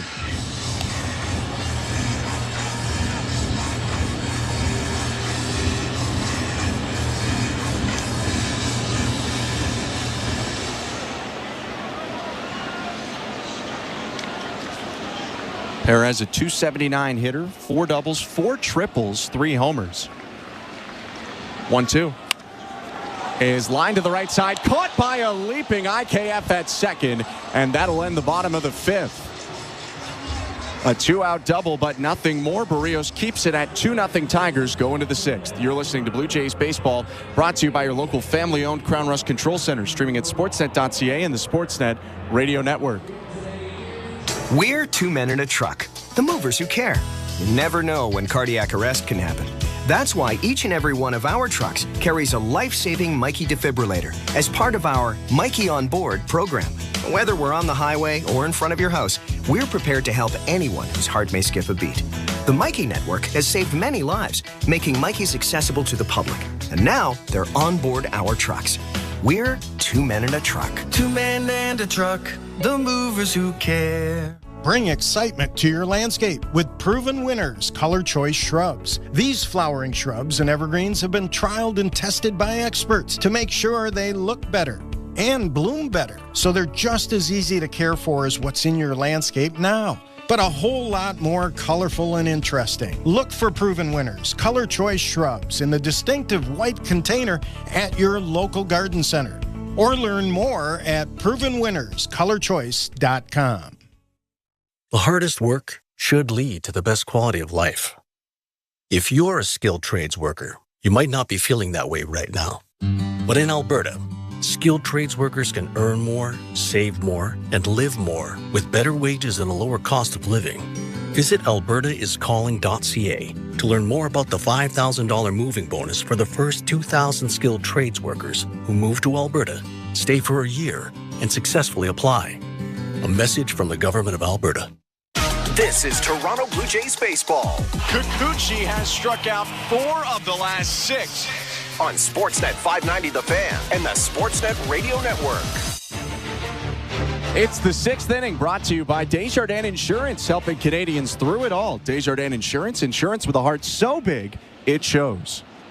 Top of the 6th in Detroit, 2-0 Tigers. Vladimir Guerrero Jr. leading off, and he'll take a pitch down and away from Reese Olson, 1-0. Tigers starter has had quite the day. He's given up 3 hits and 2 walks in 5 scoreless innings. 1-0. Downstairs, 2 balls and no strike. Olson, there hasn't been a ton of run support today, but more than he's used to with the Tigers up 2-0. Here's the pitch. Line taken all the way, strike 1. Well, we knew coming into this game that Olson would be a tough opponent, and he has shown every bit of that. Slider, 4-seam changeup, all quality pitches. 2-1 pitch is bounced softly left side. Urshela gloves it. Throw over to first. Just beats Guerrero. 1 down. For Reese Olson, we mentioned off the top, he has an 0-5 record. His ERA is now below 2. Entered the game just above 2. The Tigers have scored only 20 runs in his 9 outings, now 22 in 10 outings. Here's Bo Bichette with 1 out. Right on right pitch. Low ball 1. Well, we said earlier in the broadcast against Miami, he threw 8 scoreless innings and just got a no decision. It's really hard to throw 8 innings, give up no earned runs. Bichette bounces it to short, fielded on the outfield grass by Baez, skips the throw to first in time. A little bit of a juggle from Canna at first on the scoop. Wonder if Blue Jays look at that, but for now, Bichette retired. Yeah, I'm sure they're looking at it. I don't know. Look on the replay. Came up with it in time. Strong throw by Baez on a hop. And yeah, it does look like Canha had it, so Bichette's down. There are 2 outs. Olsen facing Springer. It's got him to ground out twice today. Righty's pitch. Grounded to third. High hop picked up by Urshela. Stops, tosses over to first, and ends the inning. 3 groundouts in a 1-2-3 top of the 6th for Toronto. They trail 2-0 going to the home half. You're listening to Blue Jays Baseball, brought to you by your local family-owned Crown Rust Control Center, streaming at sportsnet.ca and the Sportsnet Radio Network. Tomorrow, Sirius XM puts you in the driver's seat. Oh man, I've wanted this race for so long. At 9 a.m. Eastern, Formula One takes center stage on Channel 81. Max Verstappen wins the Monaco Grand Prix. Then at noon, we'll take you to the Brickyard on Channel 85. Joseph Newgarden will win the Indianapolis 500-mile race. And at 5, NASCAR's Coca-Cola 600 on Channel 90. Oh, gosh, I feel good. Hear it all on the all-new Sirius XM app. Spread the word. Anyone can enjoy Sirius XM in the car during our listen-free event. Now through June 3rd. It had been 75 years since Los Angeles had hosted the U.S. Open, but a player whose lone PGA Tour win came 6 weeks prior played the lead role in this movie. Wyndham Clark has played bigger than the biggest names of the game. The 2023 champion would add another win at Pebble 8 months later. Listen to the 124th U.S. Open beginning June 10th on SiriusXM Channel 92 and on the all-new SiriusXM app. Nobody covers the National Football League like SiriusXM NFL Radio. Mahomes fires it late for the end zone. Caught! Touchdown! Get the latest news from OTAs to minicamps, all the way through training camps. We don't care about expectations. Talk doesn't win games. Our panel of experts is getting you ready for the 2024 season. The more I watch this guy, the more I like him. There's a story for every team on SiriusXM NFL Radio Channel 88 in the car and on the all-new SiriusXM app. Hey, baseball fans, the NBA postseason is in full swing, and your home for nonstop discussion every day and playoff action on the court every night is SiriusXM NBA Radio Channel 86 and on the brand new SiriusXM app. Welcome to the Timber Mart broadcast booth. I'm Ben Schulman alongside Chris LaRue. Jose Berrios stretching out his arms and back before the bottom of the 6th inning. 2-0 Tigers over Blue Jays. Riley Green to lead off. Right on left pitch. Fastball outside, 1-0. Berrios has retired the Tigers' home run leader twice today, a ground out and a strikeout. 1-0. Called strike with the change.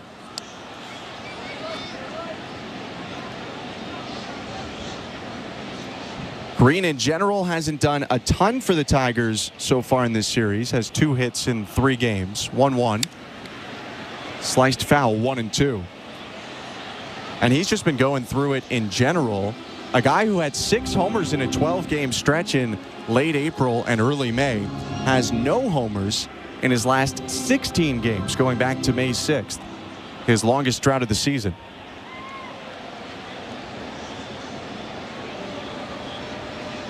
One-two.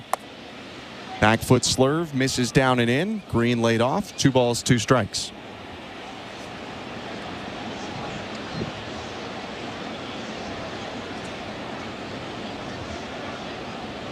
Berrios in the set at the belt. Kirk sets up away. 2-2.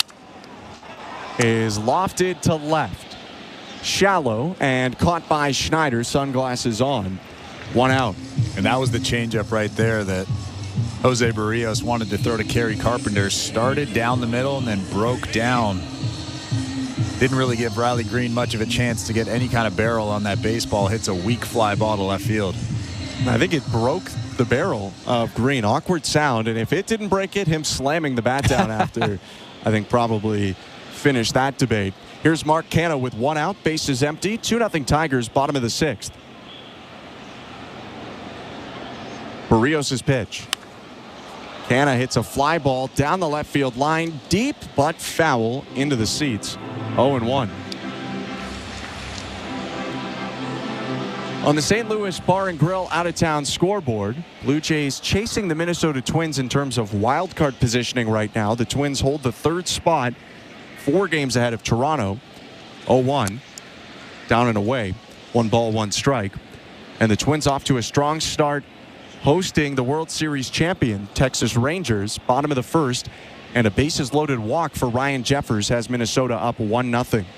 That's the St. Louis Bar and Grill out-of-town scoreboard. 1-1 to Mark Canha. Fouled straight back, 1-2. So I guess it's not too early to start talking about wild card standings then? If you do it, I think it's fine. That's I all think that it matters. is too early unless it fits a convenient segue into the out-of-town scoreboard. I think it's too early. I think you got to get to like All-Star break maybe.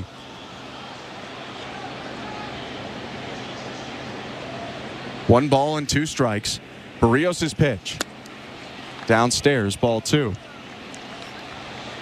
But it could be different for different teams. I mean, at least at this point, with the Blue Jays 11.5 back in the division, I would assume a lot more Blue Jays fans looking at wild card standings than divisional standings. Berrios tucks it into his glove belt high. Looks behind him. Kicks and releases. Fastball grounded through the hole on the right side and into right field, a base hit. Not a bad pitch outside of the zone, but Canha guides it through the 3-4 hole for a single. Yeah, that was a really nice piece of hitting. Canha can obviously see that hole over there, and just a fastball off the plate. He hits it in that big hole that's on the right side of the infield. IKF shaded towards second base. Now a pivotal matchup in the start of Berrios. He's been really good today, but the 2 runs allowed on the 2-run homer by Kerry Carpenter. Tigers right fielder is 2 for 2, and he's up with a runner on first and 1 out. 2-0 Tigers, bottom of the 6th, the pitch. Slurve hit on the ground to first. Guerrero gets up, steps on the bag, throws to second, and Bichette tags Canha for a 3-6 double play. Just what Berrios needed, and a good throw by Guerrero over the shoulder of the runner to end the inning. 2-0 Tigers after 6. You're listening to Blue Jays Baseball, brought to you by your local family-owned Crown Rust Control Center, streaming at sportsnet.ca and the Sportsnet Radio Network. We're 2 men and a truck. So, you're moving to a new home, and all that's left to do is to call a mover you know you can trust. Well, naturally, you think 2 men and a truck, since you know they have lots of men and lots of trucks. They'll wrap, pack, and move everything you own. With a 96% referral rating and the professionalism you can trust, the choice is simple. For a free in-home estimate, call today. We're 2 men and a truck. 2 men and a truck, the movers who care. Bring excitement to your landscape with proven winners Color Choice shrubs. These flowering shrubs and evergreens have been trialed and tested by experts to make sure they look better and bloom better. So they're just as easy to care for as what's in your landscape now, but a whole lot more colorful and interesting. Look for Proven Winners Color Choice shrubs in the distinctive white container at your local garden center, or learn more at provenwinnerscolorchoice.com. Not tomorrow, not someday. The home improvements begin today. It's game on with Timber Mart. Build that deck, raise that fence, landscape till your property is beautiful. Don't pay for 12 months on the Timber Mart deferred payment program. Your locally owned, completely Canadian hub of building and renovation expertise. Get your Timber Mart credit card at participating locations and pay later. 12 months later. Conditions apply. Ask in store for details or apply at timbermart.ca. This is Toronto Blue Jays baseball. Fastball cracked to center field, to the wall, to the track. It's gone. On Sportsnet 590 The Fan and the Sportsnet Radio Network. City Connect Week is coming up, and the Toronto Blue Jays are celebrating by offering an exclusive giveaway. Be one of the first 15,000 at the ballpark on Monday, June 3rd, and you could receive a Vladimir Guerrero Jr. City Connect bobblehead. Go to BlueJays.com/CityWeek to learn more and get your ticket. Alejandro Kirk takes strike 1 to start the top of the 7th. 2-0 Tigers. Kirk's 1 for 2, the pitch. Outside, 1 ball, 1 strike. I'm Ben Schulman alongside the former Major League pitcher Chris LaRue, and it's been a pitcher's duel in Detroit. Olsen in his 7th inning of work is about to throw his 82nd pitch. Called strike, 1-2. Well, we've seen Jose Berrios do this a couple times this year. Just make one bad pitch, give up a 2-run homer, and then settle in nicely as he's done today.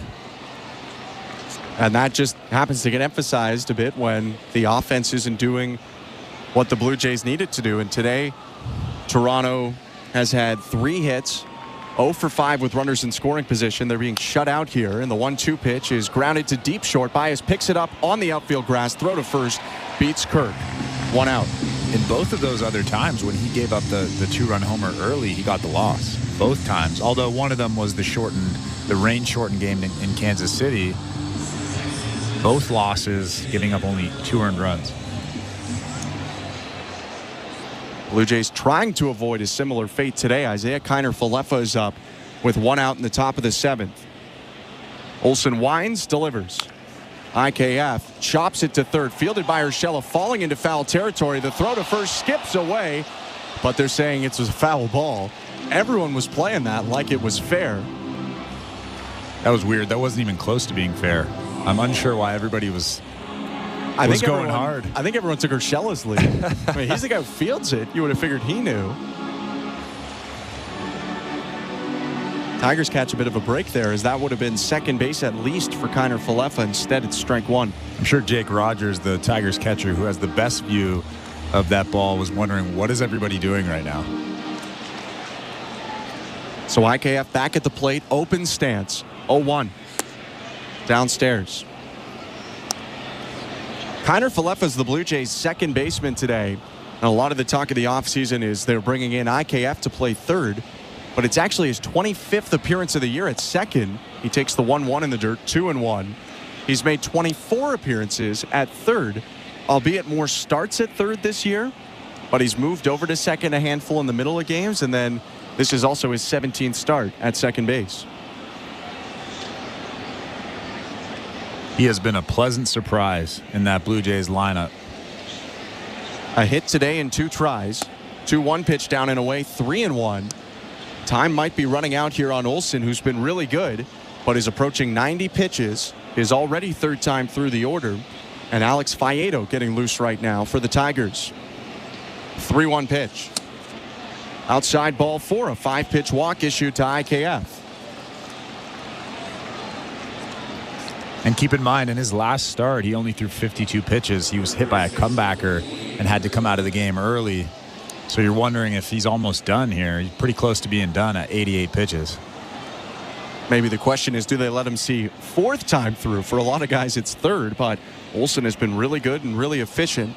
He'll face Ernie Clement for the 3rd time today with this pitch. It's downstairs, ball 1. 2-0 Tigers. Kiner-Falefa on first, 1 out, top of the 7th. Jake Rogers was a little bit up in his stance, the Tigers catcher, on the last pitch. Maybe watching IKF at first. 1-0. Runner goes, swing and a miss, and IKF slides into second without a throw. Rogers never got the ball out of his glove, so for Kiner-Falefa, a 3rd stolen base of the season. And that was, I believe, a hit and run attempt. Ernie Clement swinging at that baseball, even though he really had no chance to make any contact. When it's a hit and run, you have to swing. 1-1 is low, 2-1. And it did look like it helped protect IKF from a throw.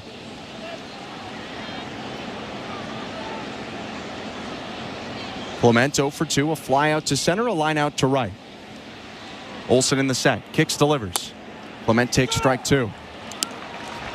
There's a big hole on the right side of that infield. Ernie Clement has shown that he's pretty good at shooting that hole over there. Ernie batting .250 on the season, a pinch hit yesterday. 2-2. Bounces it high to third. Fielded head high by Urshela. Throw across the diamond, bounces and gets away. Clement is safe, and IKF up to third. That was a really close bounce to Mark Canha, or did it even bounce? It might not have. Canha might have just dropped that ball. A mostly outfielder in his career who's playing first now in his mid-30s. He just whiffed. Yeah, that was a weird play. Was the throw a little bit low? Sure. Was it a little bit to right field? Sure, but that's got to be an error on Canha, and that'll be the end of Reese Olson's day. Alex Faedo coming in, 1st and 3rd for the Blue Jays. 1 out. Let's go over to baseball control. Here's Show Ali.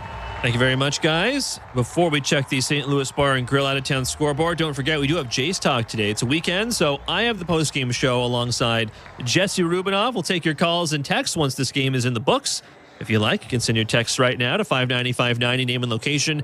That's the People's Text line. It's always open. We'll throw out the numbers for you to call after the final out in Detroit. All right, on the St. Louis Bar and Grill out-of-town scoreboard, let's check out the Stanley Cup playoffs. Western Conference Finals, Game 2 of Oilers Stars on the go later this evening. Edmonton leads the series 1-0 after a double overtime goal from who else? Connor McDavid in Game 1. Puck drop of Game 2 tonight goes at 8 Eastern, 5 Pacific on Sportsnet and Sportsnet Plus. Some injury notes as well. If you missed this, Rupe Hintz is a game-time decision for the Stars this evening.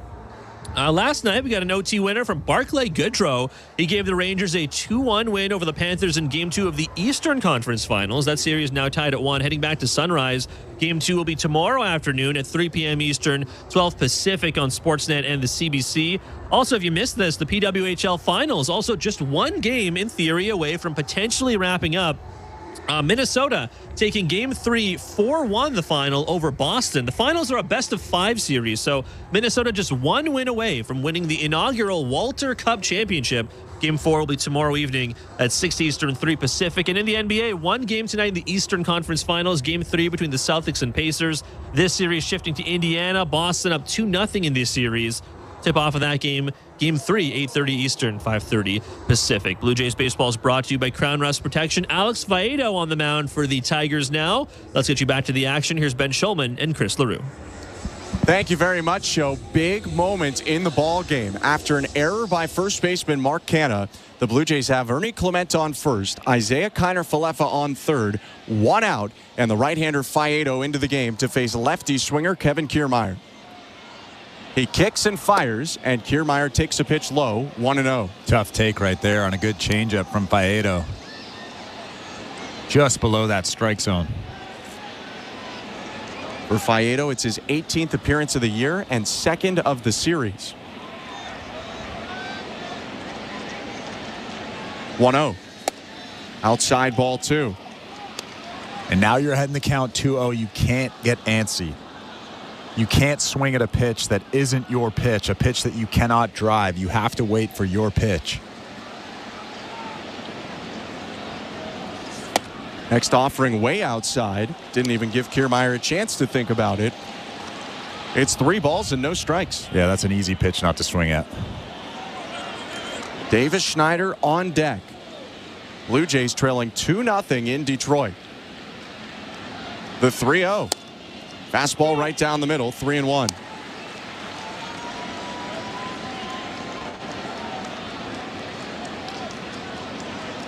Three hits today for Toronto, none with runners in scoring position so far. The 3-1. Foul tipped into the glove, might have been ball 4 high of the zone. Now it's a full count. Wonder if the Blue Jays start the runner over at first. Ernie Clement. There's a full count and 1 out. Runners on the corners. I'd start him here for sure. 3-2 pitch. Hooked foul near first. Fielded by Canha, but it was wide of the baseline, and it'll be another pitch coming at 3-2. And the thing about starting the base runner there is, yes, you could run yourself into a swing and miss and then a throw him out at second base.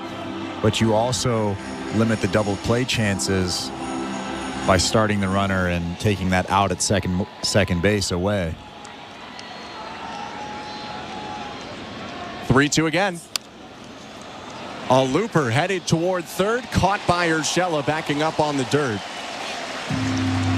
Weak contact off the handle of Kiermaier's bat there. There are 2 down now, and Davis Schneider is going to be asked to come up with a clutch hit once again. And that's kind of worst case scenario there. That's about as bad as a strikeout. Just a weak little looper to third base. The runners don't move up. Nothing really happens. And now there's 2 outs.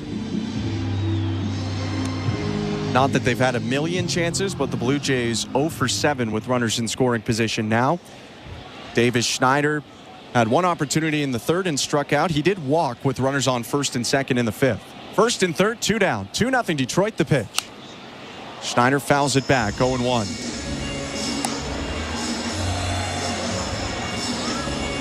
Davis Schneider faced Alex Faedo in the 8th inning of Game 1 of this series. Flied out to center. Blue Jays in general scored 3 runs on 3 hits off of Faedo in an inning and 2/3.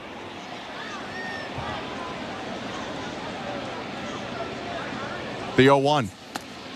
Downstairs.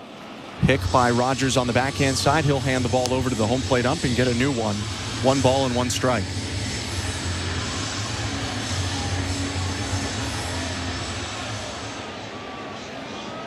$20 driven in by Schneider this year. 5 homers and 10 doubles. The 1-1. Swing and a liner. Foul. Hit sharply down the left field line, but not nearly straight enough. 1-2. Hanging curveball from Faedo. Davis Schneider gets the barrel to it, but just out in front. Wind is blowing toward left. The flag's in center field, whipping in that direction. 1-2 pitch. Low, 2 balls and 2 strikes. Tough take by Schneider. Tracked that slider as it started at the top of the zone and landed just below the knees. Schneider was bending down with the movement of the pitch to make sure it wouldn't land in the zone. 2-2, Faedo offers, and Schneider rips it past the dive of Urshela down the left field line. IKF scores. Clement at third. He'll stop there as the relay is quickly back into the infield, but the Blue Jays are on the board. Schneider's standing on second with an RBI double. And that's part of the reason why, if I'm John Schneider, I put the runner in motion there and get Ernie Clement, or at least try to get Ernie Clement to second base, because he's easily scoring on that base hit right there, and it's a 2-2 ball game, but instead he's standing at third base. But now you have runners on second and third, chance to take the lead in this ball game. 2 outs. Justin Turner is up. A single could give the Blue Jays a 3-2 lead. It's 2-1 Detroit. Second and third, and the pitch. Turner fouls it back. 0-1.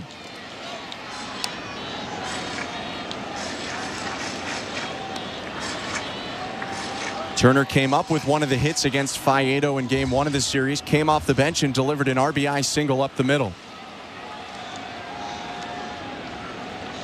0-1. Swing and a miss on the slider, 0-2.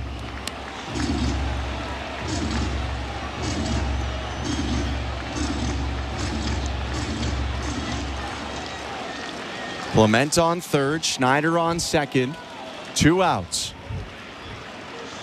The 0-2 pitch. Fouled back.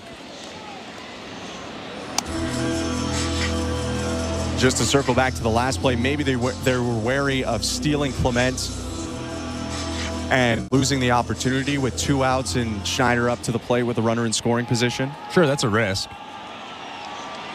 But I like to put the runners in motion. 0-2 pitch up and in.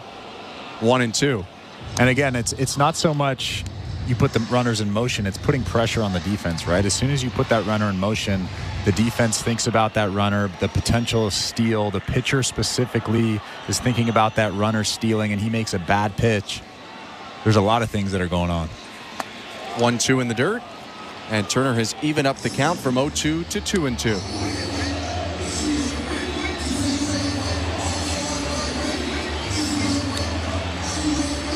But yeah, you're right. That is a risk that you take, but I'm willing to take that risk. It's fair. Just wanted to play a little devil's advocate. Second and third, 2 outs. The 2-2.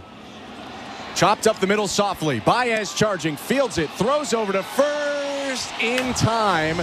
Turner was digging it, tumbled over the first base bag, but he grounds out. The Blue Jays score a run on 1 hit, but leave 2 in scoring position. Trail 2-1 at the 7th inning stretch. You're listening to Blue Jays Baseball, brought to you by your local family-owned Crown Rust Control Center, streaming at sportsnet.ca and the Sportsnet Radio Network.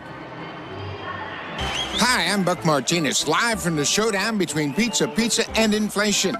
First to the plate, Pizza's big hitter, fixed rate pizza. An extra large 4-topping pizza for a fixed price of $17.99 until the end of 2024. I dare say, folks, inflation stands no chance against this all-star. Here's the delivery. And inflation strikes out. That's a swing and a drive for fixed rate pizza. Lock in yours today. Order pizza.ca. If you're looking for a fun day, did you know the day before Monday? Junior J Sunday. You can paint your face, come and meet Ace and run base to base. Junior J Sunday. So many things to do. You could bring your crew. too, and even mom and dad too. Junior J's Sundays. Sundays are for Junior J's, and with all kinds of cool new games and activities in the exciting outfield district areas, there's no end to the family fun you'll have. If you're feeling the song, grab your dad or mom, visit BlueJays.com. Junior J's Sunday.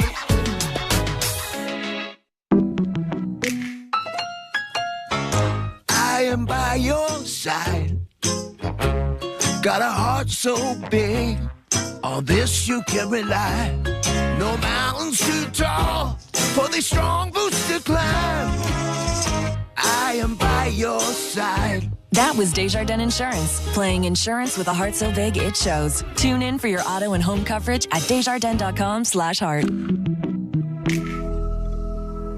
This is Toronto Blue Jays baseball. It's Ernie Clement with the RBI single. 1-0 Toronto. On Sportsnet 590 The Fan and the Sportsnet Radio Network.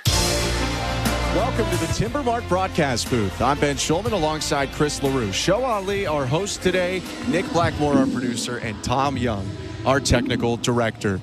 Blue Jays on the board in the top of the 7th thanks to Davis Schneider's double. It's still 2-1 Tigers, now headed to the bottom of the 7th inning. With only 73 pitches on his line, Jose Berrios kicks and fires number 74. It's called strike one against Gio Urshela. 0-1. Berrios' lone big mistake came in the first inning. A 2-run homer allowed. Nothing across since. 0-1. Urshela ropes the ball to left field. A liner that gets down in front of Schneider for a base hit. 2-hit day for Gio Urshela. Now 5 for 9 career against Jose Berrios. Yeah, he's seeing the ball very well against him. Jose Berrios doesn't help him out any. Kind of just leaves that curveball right over the middle. Sorry, that slurve right over the middle. Just a hanger, and Gio just drops it in front of Davis Schneider in left field. So a leadoff base runner and Colt Keith, the 22-year-old DH middle infielder, coming up now.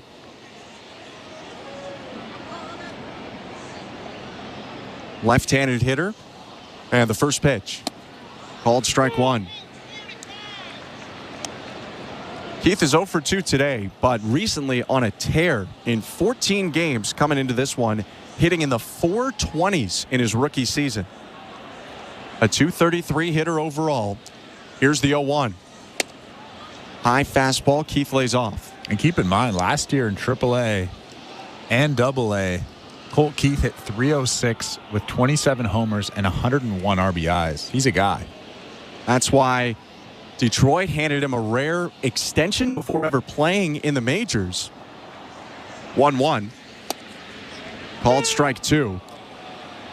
Before this season started in January, Keith signed a 6-year, $28 million contract. Runs until 2029 with club options in 2030, 2031, and 2032.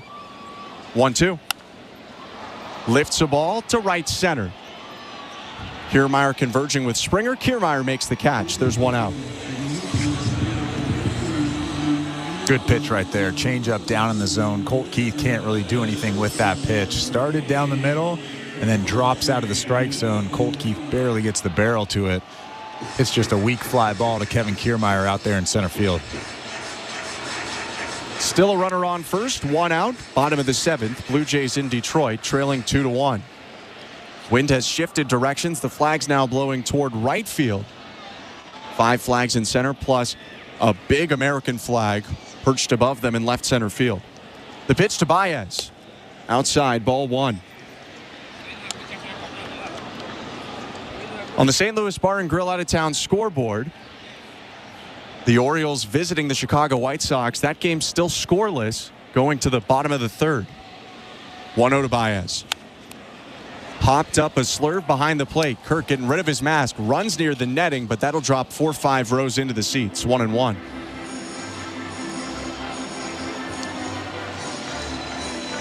Eric Fetty on the mound for the White Sox today. Blue Jays rocked him in the opener of the White Sox series in Toronto. But so far, Fetty's allowed just 1 hit to the Orioles in 3 scoreless innings. That's a look at the out-of-town scoreboard brought to you by St. Louis Bar and Grill. Jose Berrios trying to keep it at 2-1 in Detroit. Just over 80 pitches in the 7th. Right-hander peaks at second base or make it first. And the 1-1. fouled off. Berrios just over 80 pitches. Jimmy Garcia getting loose in that Blue Jays bullpen. You got to wonder when he's going to come in the ball game. It's actually been a bit since the leverage arms have worked for the Blue Jays. They've kind of won big or lost in all their games recently. Urshela leads off first, the 1-2. Baez reaches out and grounds it softly up the middle. Fielded on the bag by IKF. Throw to first, double play. 4-3, the Blue Jays turn it. They erase that leadoff hit, and Jose Berrios with a stellar 7 innings of work, clapping into the dugout, trying to will his team to come back. It's 2-1 Tigers after 7. You're listening to Blue Jays Baseball, brought to you by your local family-owned Crown Rust Control Center, streaming at sportsnet.ca and the Sportsnet Radio Network. Don't miss a moment of baseball season with MLB Network Radio, including daily interviews with the decision makers from across the league on SiriusXM Channel 89. Dodgers manager Dave Roberts. Looking forward to talking some baseball. It's Managers at the Mic on MLB Network Radio, SiriusXM 89. And if you miss any of our Manager at the Mic interviews throughout the week, you can find them on the all-new SiriusXM app. Search MLB. I always love talking baseball with you guys. Are you regretting eating that gas station hot dog? Yeah, we know. We've been there too. This is a message for baseball fans like you. Did you know that you get a channel that's talking baseball 24/7 as part of your SiriusXM subscription? What? Our lineup includes shows hosted by former big leaguers and executives. Plus, you'll hear from 17 managers each week. MLB Network Radio is on SiriusXM Channel 89. Or just search MLB Network Radio on the SXM app. SiriusXM Sports. We're more than just a game. Each night after the horn sounds, NBA Radio has you covered with the best analysis of all the games. When healthy, they check a lot of boxes. We'll break down the playoff action. Tatum saw it coming, picked it up, drives in, and throws it down with 2 hands. And take you inside the locker room to hear from the players and coaches. It seemed like we had a lot of guys that were getting banged up, but we were able to get the job done. Hear the NBA Radio Playoffs postgame show every night throughout the postseason on NBA Radio Channel 86 and the all-new SiriusXM app. The UFC is on SiriusXM. Hear all the action live from the Octagon every weekend on SiriusXM Fight Nation Channel 156. Top of the 8th inning in Detroit. The Blue Jays trailing 2-1 to the Tigers. Pitching change now for Detroit with Vladimir Guerrero Jr., Bo Bichette, and George Springer to hit in this 8th inning. A.J. Hinch is going to call on his closer in the 8th. Jason Foley enters the game one day after getting a 1-out save last night for Detroit. Foley facing Guerrero, and the right-on-right pitch. Called, strike at the knees, 0-1. I'm Ben Schulman alongside Chris LaRue. For Foley, it was his 11th save yesterday in 12 tries this year. 0-1. Guerrero lashes it to right field, down for a base hit. First knock of the day for Vladdy, and now the tying run is aboard for the Blue Jays to start the 8th. Vlad's been so good recently at using the big part of the field. Takes that good fastball from Foley and just rips it into right field on a line. Right in front of Kerry Carpenter out there in right field. Foley, one of the best closers in baseball in April, has struggled a bit in May. Guerrero jumps on him early. Now the pitch to Bo Bichette. And Bo swings and bounces a ball up the middle. Fielded by Baez. Steps on second. Throw to first. And the hit is erased. It's a 6-3 double play. 2 down. Fastball right on the black on the inside part of the plate. Ties up Bo Bichette. He just hits a weak ground ball to short. A rally killer right there for the Toronto Blue Jays. Now they'll call on George Springer with 2 outs and the bases empty. 2-1 Tigers, top of the 8th.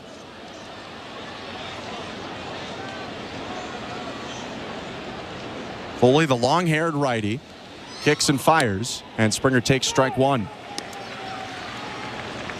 Foley was an undrafted free agent in the 40-round draft era, signed with the Tigers out of Sacred Heart University. 0-1. Bounced, 1 ball, 1 strike. That was in 2016. He was a starter in college for the Pioneers, but had Tommy John in the Tiger system in 2018. Switched from a four-seamer to a sinker, and he's been an effective reliever since. 1-1, misses down and away, 2 balls and 1 strike.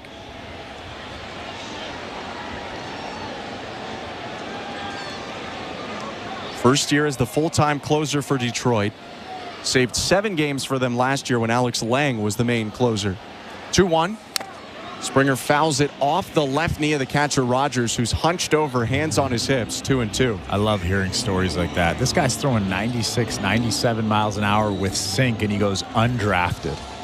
And he's got a good frame too. He's a big guy, 6'4". I mean, I don't know what he is exactly, but he's 6'4", 6'5", 220 pounds. 6'4", 215. Good eyeball. He's got a great mustache, good mullet. Thick mustache. I think the hair's passing a mullet down to his shoulders. Long look in the 2-2. Springer bounces it up the middle. Baez charging. Fields it. Toss to first on a jump. And it's in time to end the inning. Guerrero's leadoff single erased by a double play and then another ground out. The Blue Jays will go to the bottom of the 8th, trailing 2-1. You're listening to Blue Jays Baseball, brought to you by your local family-owned Crown Rust Control Center, streaming at sportsnet.ca and the Sportsnet Radio Network. At Crown Rust Control Center, protection runs deep because every Crown Rust Control Center is owned by a local family who cares beyond business. Your Crown Rust Control Center is 100% committed to their product, to you, to their community, which is your community. Protecting you and what matters to you is equally important as protecting your vehicle. Did you know spring's the best time of year to protect your vehicle from rust? For a special spring offer, find your local family-owned Crown Rust Control Center at crown.com. Show your pride in the heart of Toronto and create core memories. Join us at the ballpark on Friday, June 14th for Pride Night, presented by TD, and get your Blue Jays Rainbow Rope corduroy hat. At the core of who we are. Celebrate Pride and enjoy great Pride Night activities around the ballpark. On Friday, June 14th, arrive early to get your Blue Jays Rainbow Rope corduroy hat giveaway. Pride Night, presented by TD. For tickets, visit BlueJays.com. The hardest work should lead to the best quality of life. If you're a skilled trades worker, you might not be feeling that way right now. But in Alberta, skilled trades workers can earn more, save more, and live more with better wages and a lower cost of living. Visit albertaiscalling.ca to learn more about the $5,000 moving bonus for the first 2,000 skilled trades workers who move to Alberta, stay for a year, and successfully apply. A message from the Government of Alberta. This is Toronto Blue Jays baseball. Fastball hit to center field. Varsho with a dive, and he makes the catch. On Sportsnet 590 The Fan and the Sportsnet Radio Network. This copyrighted broadcast is presented by authority of Rogers Blue Jays Baseball Partnership and may not be reproduced or retransmitted in any form. And the accounts and descriptions of this game may not be disseminated without the express written consent of Rogers Blue Jays Baseball Partnership or the Sportsnet Radio Network. Bottom of the 8th inning in Detroit. Blue Jays trailing by a slim margin, 2-1. Jose Berrios' day is done. Here's Jordan Romano in the game, and his first pitch fouled off by Zach McKinstry. 0-1. I'm Ben Schulman alongside Chris LaRue. It's a close game, but perhaps this about workload as much as anything, as Romano last pitched a week ago and threw only 4 pitches that day. 0-1, fouled off, 0-2.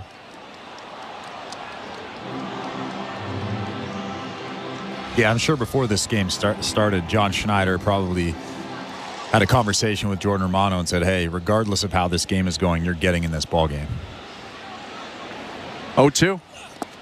Swing and a miss on a slider buried. Kirk picks it up outside of the line, throws down to first. And McKinstry retired on the drop third strike, 1 down. But this is a high leverage situation. They're only down by 1 run. The Blue Jays can easily come back and win this ball game if they string together a couple of hits. But this is obviously an inning normally saved for Jimmy Garcia or Trevor Richards, something along those lines. But with no guarantee of a 9th inning, Jordan Romano needs to get in this ballgame. Jake Rogers is up now, the 9-hitter and catcher, 1 for 2 with a double. First pitch slider is hit on a line over Bichette at short and down in left center field. Kiermaier picks it up. Wide turn by Rogers, who scampers back to first. A one-out single. Romano picked up a save his last time. Finished off the Tampa Bay series in 4 pitches in the 9th. Threw 8 pitches when Baltimore walked off the Blue Jays on the 15th. So the last time he's even had any work of significance, really, last time he's thrown double-digit pitches, you got to go all the way back to the 13th of May when he had that 2-inning win against the Orioles. First pitch to Wenzel Perez, called strike 1. 2-1 Tigers over Blue Jays. Runner on first, 1 out, bottom of the 8th. Switch hitter batting left. The 0-1. Fastball at the bottom of the zone. Grunt from Romano. Strike 2. Good fastball. 98 at the bottom of that zone. Still a big run standing on first base. And the Tigers already used their closer in the 8th inning. Now they could bring Foley back out for the 9th. 0-2. And it's bounced up the middle. Runner was going on the play, so Bichette fields it and just throws over to first. Rogers slid into second safely. 2 down, but now a runner in scoring position. It is interesting to see what the Tigers might do. They have Tyler Holton, the lefty, getting loose. Jason Foley was not taxed a ton in that last inning. Only threw 8 pitches to get 3 outs. But by bringing in a lefty, A.J. Hinch would likely prevent the Blue Jays from using Vogelbach, Varsho, and Biggio, all of whom are on the Blue Jay bench. First, you got to get to the 9th, though. Runner on second. The pitch to Riley Green. Swing and a miss on his slider. And Romano's ahead, 0-1. They're going to be careful with him. They're not pitching around him, but they definitely will be careful. Nothing in the heart of the plate. And now, especially with one quick strike, you want to expand, either elevate or bury. 0-1. Elevates the fastball, and Green fouls it off to the left. 0-2. And knowing Jordan Romano, I'm sure they'll throw a slider here. Bury that thing right behind home plate. Right-hander gets set, twists his hips, looks to the plate, a peek at Rogers, and the 0-2. Slider in the dirt, check swing, did not go around, and a good block off the chest by Alejandro Kirk to keep Rogers at second. Good idea. Execution was a little off. That thing bounced in front of the plate. A good hitter like Riley Green's not going to offer at that. Good call by you, though. Slider in the dirt. Well, I think a betting man would guess that Jordan Romano is going to throw a slider in that situation. Still has room to work with. 1 ball and 2 strikes. Romano kicks, fires, and the fastball misses upstairs. Green backs out of the way, 2-2.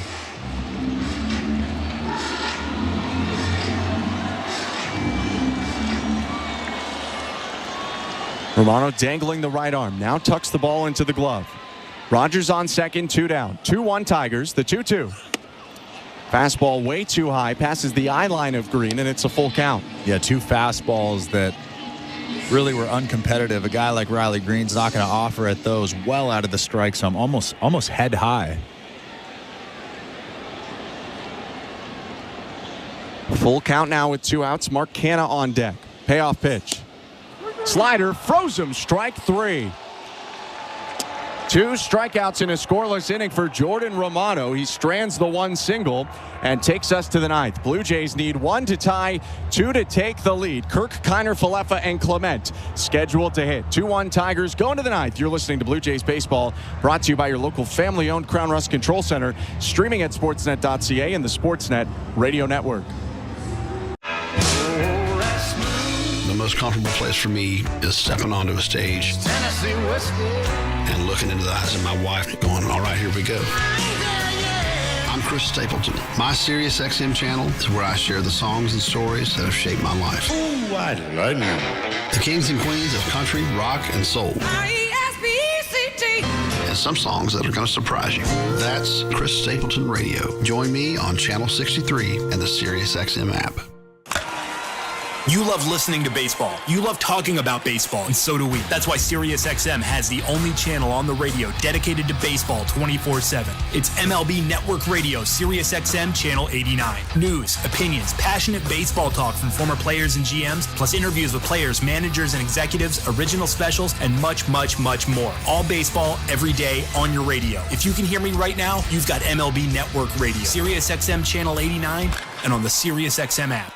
The most important person in sports is you, the fan. Let me tell you something. I'm a real fan. And your place for sports talk is Mad Dog Sports Radio, where your voice is heard all day long. I couldn't wait to get into the truck, turn on 82. Sharing the thrill of victory. The joy, the jubilation. I can't stop smiling. And the agony of defeat. When is this franchise going to realize people really care about this? Passionate sports fans call 888-MAD-DOG-6. You gotta love sports. Mad Dog Sports Radio, Channel 82, or anytime on the SiriusXM app. Fantasy Sports Radio is helping you win whichever fantasy sport you play. Right now on Channel 87 and on the all-new SiriusXM app. Welcome to the Timber Mart broadcast booth. I'm Ben Schulman alongside Chris LaRue, Show Ali, our host, Nick Blackmore, our producer, and Tom Young, our technical director. Blue Jays Talk follows the game with Show Ali and Jesse Rubinoff. You can already get your texts in at 590-590. Tyler Holton, the lefty, coming on for the Tigers, looking for his second career save. Tigers up 2-1. Alejandro Kirk leading off for the Blue Jays. The lefty reliever kicks and tosses home, misses high and outside, 1-0.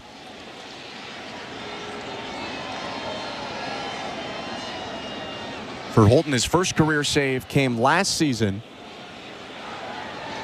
1-0 pitch. In there with the changeup, 1-1. He got a 1-out save against the Pittsburgh Pirates on August 2nd, 2023. Third save opportunity of the career for Holton, who fires home. Swing and a miss by Kirk. Holton now ahead, 1-2. This year, the long-haired lefty has made 17 appearances, a 3.91 ERA. Got hit around each of his last 2 appearances. 1-2 pitch, sprayed high and outside, 2-2.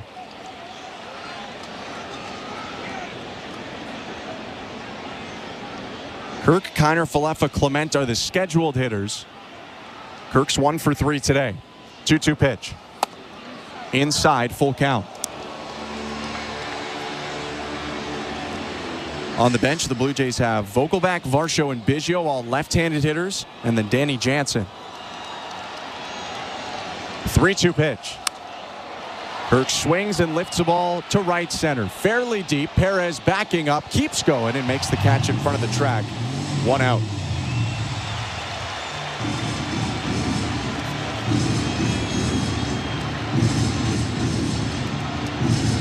Last time Holton pitched was at Kansas City. Went 3 1/3 against the Royals. Gave up 2 earned runs. Gave up 1 earned run in an inning against Arizona the time before that on the 19th. He faces Isaiah Kiner Falefa now with 1 out. The pitch. IKF shoots a ground ball down the left field line, rolling toward the corner. IKF takes off around first, headed for second, and it's a 1-out double in the 9th inning for Isaiah Kiner Falefa. A great piece of hitting right there from IKF, pulling those hands in on a good fastball. That was on the black on the inside part of the plate. He's pumped. Standing on second base. Now the Blue Jays have the tying run in scoring position.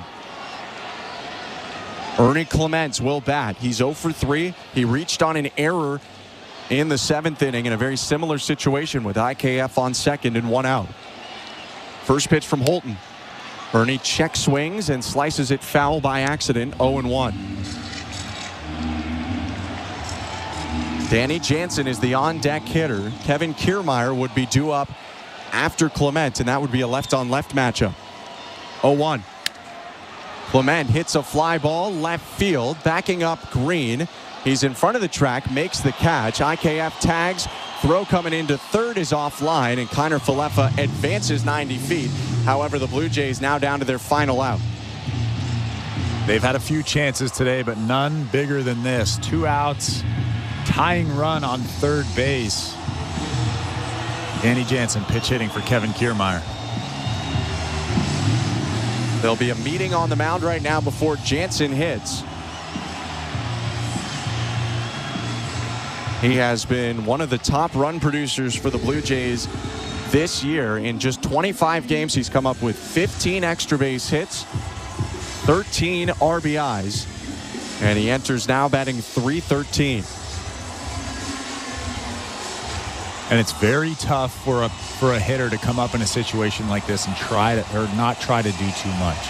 He has to simplify the game, look for his pitch, and just get a base hit and keep that line moving. Do not try to hit a home run here. That's priority number one for Danny Jansen. Single would tie the game. Runner on third, 2 down. 2-1 Tigers, top of the 9th. First pitch is high, ball 1.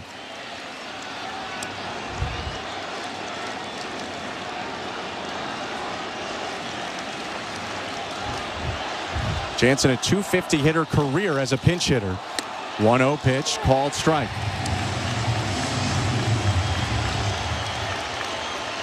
Fans on their feet at Comerica Park. The Tigers looking to take a 2-1 lead in this series, all on the back of a first inning homer. 1-1. Jansen lays off, it's outside, 2 balls and 1 strike.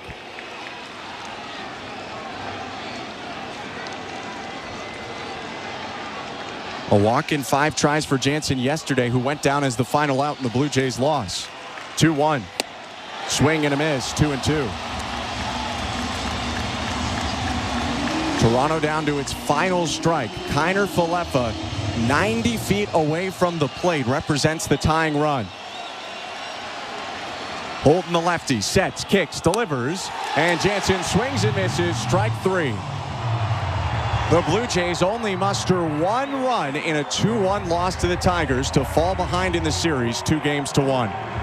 Well, Jose Berrios was masterful today, giving up that 2-run homer in the first inning and then settling in nicely and dominating the Detroit Tigers all day, but the Toronto Blue Jays offense just couldn't muster anything today. It's kind of the same story, just a different day. The Blue Jays have their opportunities, they get their opportunities, but they just can't score when they need to. And Danny Jansen coming up there late in that ball game, that's a tough spot for any pinch hitter coming off the bench late in a ball game. You're probably cold.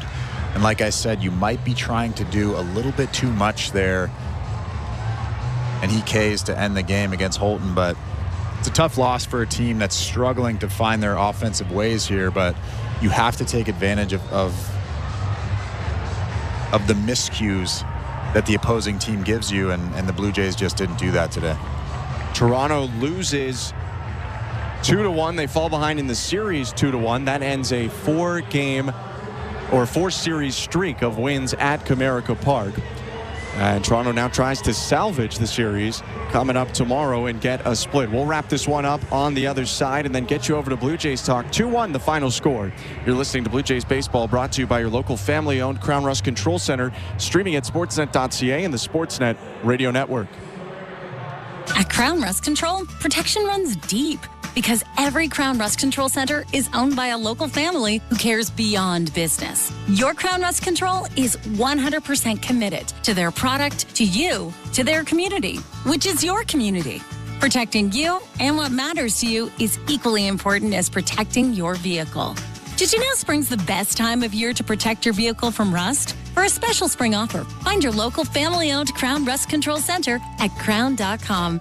Bring excitement to your landscape with proven winners, Color Choice Shrubs. These flowering shrubs and evergreens have been trialed and tested by experts to make sure they look better and bloom better, so they're just as easy to care for as what's in your landscape now, but a whole lot more colorful and interesting. Look for proven winners, Color Choice Shrubs, in the distinctive white container at your local garden center, or learn more at provenwinnerscolorchoice.com. Hi, I'm Buck Martinez, live from the showdown between pizza, and inflation. First to the plate, with over 2 million sold, it's Fixed Rate Pizza, a hot and fresh extra-large 4-topping pizza for a fixed price of $17.99 until the end of 2024. Here's the delivery. And inflation strikes out. That's a swing and a drive for Fixed Rate Pizza. Lock in yours today. Order pizza.ca. We're 2 men in a truck, the movers who care. You never know when cardiac arrest can happen. That's why each and every one of our trucks carries a life-saving Mikey defibrillator as part of our Mikey on Board program. Whether we're on the highway or in front of your house, we're prepared to help anyone whose heart may skip a beat. The Mikey Network has saved many lives, making Mikeys accessible to the public. And now they're on board our trucks. We're 2 men in a truck. 2 men and a truck, the movers who care. This is Toronto Blue Jays baseball. Bichette powers the ball to left field. Going back, Peralta. It's out of here. On Sportsnet 590 The Fan and the Sportsnet Radio Network. 2-1, the Detroit Tigers beat the Toronto Blue Jays today at Comerica Park to take a 2-1 lead in the 4-game series. Appreciate you sticking around. I'm Ben Schulman alongside Chris LaRue. Chris, we'll get to the one mistake, but Jose Berrios today, an up and down month for him. He was really good in today's game. Goes 7 innings, 7 hits, 2 earned runs, no walks, 5 strikeouts. What did you see from Berrios? Well, I think the biggest thing, and I mentioned this before the broadcast started, was he hasn't really put it all together at any point this season. Yes, he's been good and the numbers are great, but he's been relying on that fastball movement or just the slider or just the changeup. But today I feel like he put it all together. He had the slider working. He had that sinker that we saw him drills it to right field. Front hip that sinker quite often to left-handed hitters, and it was working, breaking back over the plate. But other than that first inning, he was absolutely masterful. It was a masterclass from Jose Berrios, and it's just too bad that the Blue Jays couldn't get 3 runs to cross the plate. The one mistake today for Berrios came in the first inning after 2 quick outs. Mark Canha doubled, and then Kerry Carpenter, who hit a big homer yesterday for our play of the game, well, he gets an encore. Here's Kerry Carpenter with the play of the game. A look back at second, 2-0 pitch. Hit well, deep right field. Springer going back at the track. It's out of here. Homers on back-to-back days for Kerry Carpenter, and the Tigers have a 2-0 first inning lead. Pitch selection actually wasn't bad. It was a changeup. Alejandro Kirk was set up down and away, but Jose Berrios left that changeup middle, and Kerry Carpenter loves that pitch. Any left-handed hitter loves a middle changeup, and he drills it to right field. Well, I think I mentioned it in the broadcast that it might have been a little bit too early in the ball game. Yes, it's the first inning to nibble and be careful with a guy, but if you're going to nibble and be careful with a guy that early in the ball game, that's the guy to do it to, especially with an open base. There was a guy on second base at the time. The pitch selection wasn't bad. It was the pitch location. A 2-0 changeup to Kerry Carpenter that was just middle, and for a guy that's as hot as he is, that's a tough pitch because it's a good pitch to hit. It's almost like a beach ball is floating up there, and Kerry Carpenter didn't miss it. Carpenter homers to give the Tigers a 2-0 lead, and part of the reason you think about nibbling even in the first inning is because of what's backing up Jose Berrios right now. The Blue Jays don't score until the 7th inning. They're 1 run off Reese Olson in 6 1/3 on 3 hits, 2 walks, and 4 Ks. It was an unearned run as well because the Tigers committed an error, and the run came in with 2 outs in that inning. Davis Schneider delivers an RBI double, but for Toronto today, unlike yesterday, they did generate some chances, mostly in the back half of the game, but really didn't come up with hits with runners in scoring position and score 1 run a day after scoring 2. Yeah, I think that's the biggest thing. You can look at all the scenarios you want, but at the end of the day, they just didn't get the big hit when they needed to, and I think that's been the story of this season and this recent slide is they just haven't really gotten that big hit. They've gotten a guy on base. They've gotten the tying run to third base. But even in that 9th inning there, you get Danny Jansen to the plate with the tying run on base, on third base, and it was kind of a lifeless at bat. And I said this during the broadcast, but Danny Jansen comes off the bench there, and yes, he's probably not as prepared as he should be. He's cold coming up against a good left-handed hitter, a good left-handed pitcher. But the at-bat was just lifeless. You have to at least attack the baseball a little bit. And I think that it's just the same story, different day. And something has to happen. Something has to change. You have to manufacture a run somehow, especially when guys like Jose Berrios are going out there and giving you start after start of brilliance. To be fair, the Blue Jays come up with a bunt hit trying to sacrifice in the 5th and strand 2 guys on with nobody out. They are just lacking a lot of punch right now. They score 1 run on 6 hits, no errors, leave 7 on.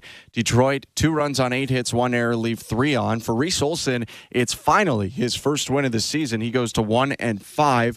Jose Berrios with the loss moves to 5-4. First save of the year, second of the career for Tyler Holton. 35,000, a lot of them Canadians across the border, watched it in Detroit, a game that took just 2 hours and 4 minutes with the great starting pitching performances. The Blue Jays fall to 23-28. The Tigers up to 25-27. And Toronto tries to salvage a split. Coming up tomorrow, Casey Mize against Yusei Kikuchi. That game will go at 11:35 a.m. So make sure to set your alarm clocks. We'll start game coverage at 11:30. Pre-game show will be on at 11 on the Sportsnet Radio Network, or at least here in Toronto. But the Blue Jays lose this one and try to even it up tomorrow. Appreciate you tuning in today. For our technical engineer and director, Tom Young, our producer, Nick Blackmore, our host, Joe Ali, and my partner, Chris LaRue. Have a great rest of your Saturday, and see you tomorrow. Get your calls and texts in, because Blue Jays Talk with Joe Ali and Jesse Rubinoff starts right now.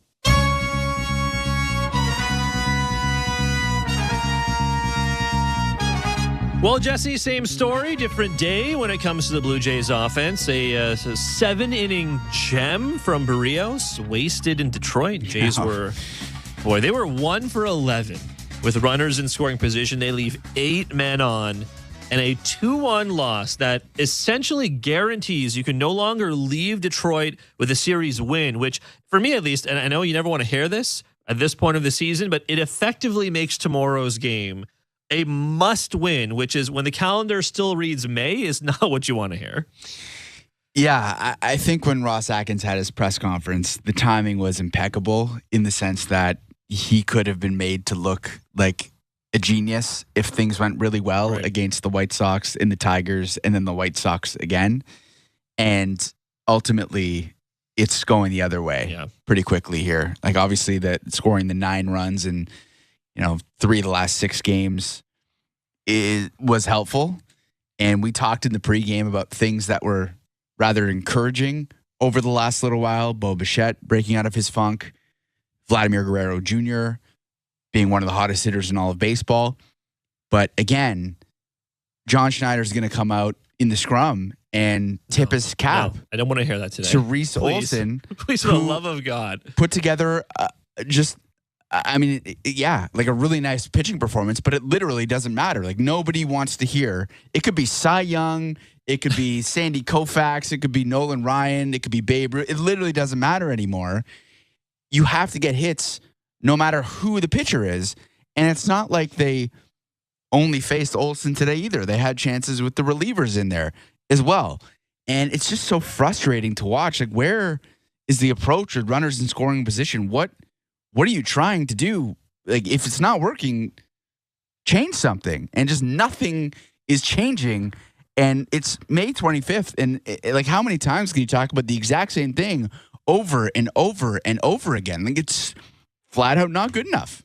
Yeah, what do they say? The definition of insanity is doing the same thing over and over again. And it certainly feels like that's where we are. And yeah, look, Reese Olson lowered his ERA to 1.92 today. That is actually the 5th best ERA in all of baseball. That's crazy. That is insane. But you're right. I don't want to hear any tip your cap stuff today. I bet it's his first win too. Yeah, he's 1-5 and he's got a sub-2 ERA. That is incredible. It's ridiculous. That actually, I think that does speak to the Detroit offense more than it does a lot of other things. But good heavens, no one wants to hear John Schneider, least of all you and me, but certainly the listeners as well. No one wants to hear the words "tip your cap." That's Jesse Rubinoff. I'm Joe Ali. You're listening to Jays Talk live on the Sportsnet Radio Network. We're also streaming on sportsnet.ca and the Sportsnet app. We're here until the top of the hour. Give us a call, 416-870-0590, 1-888-666.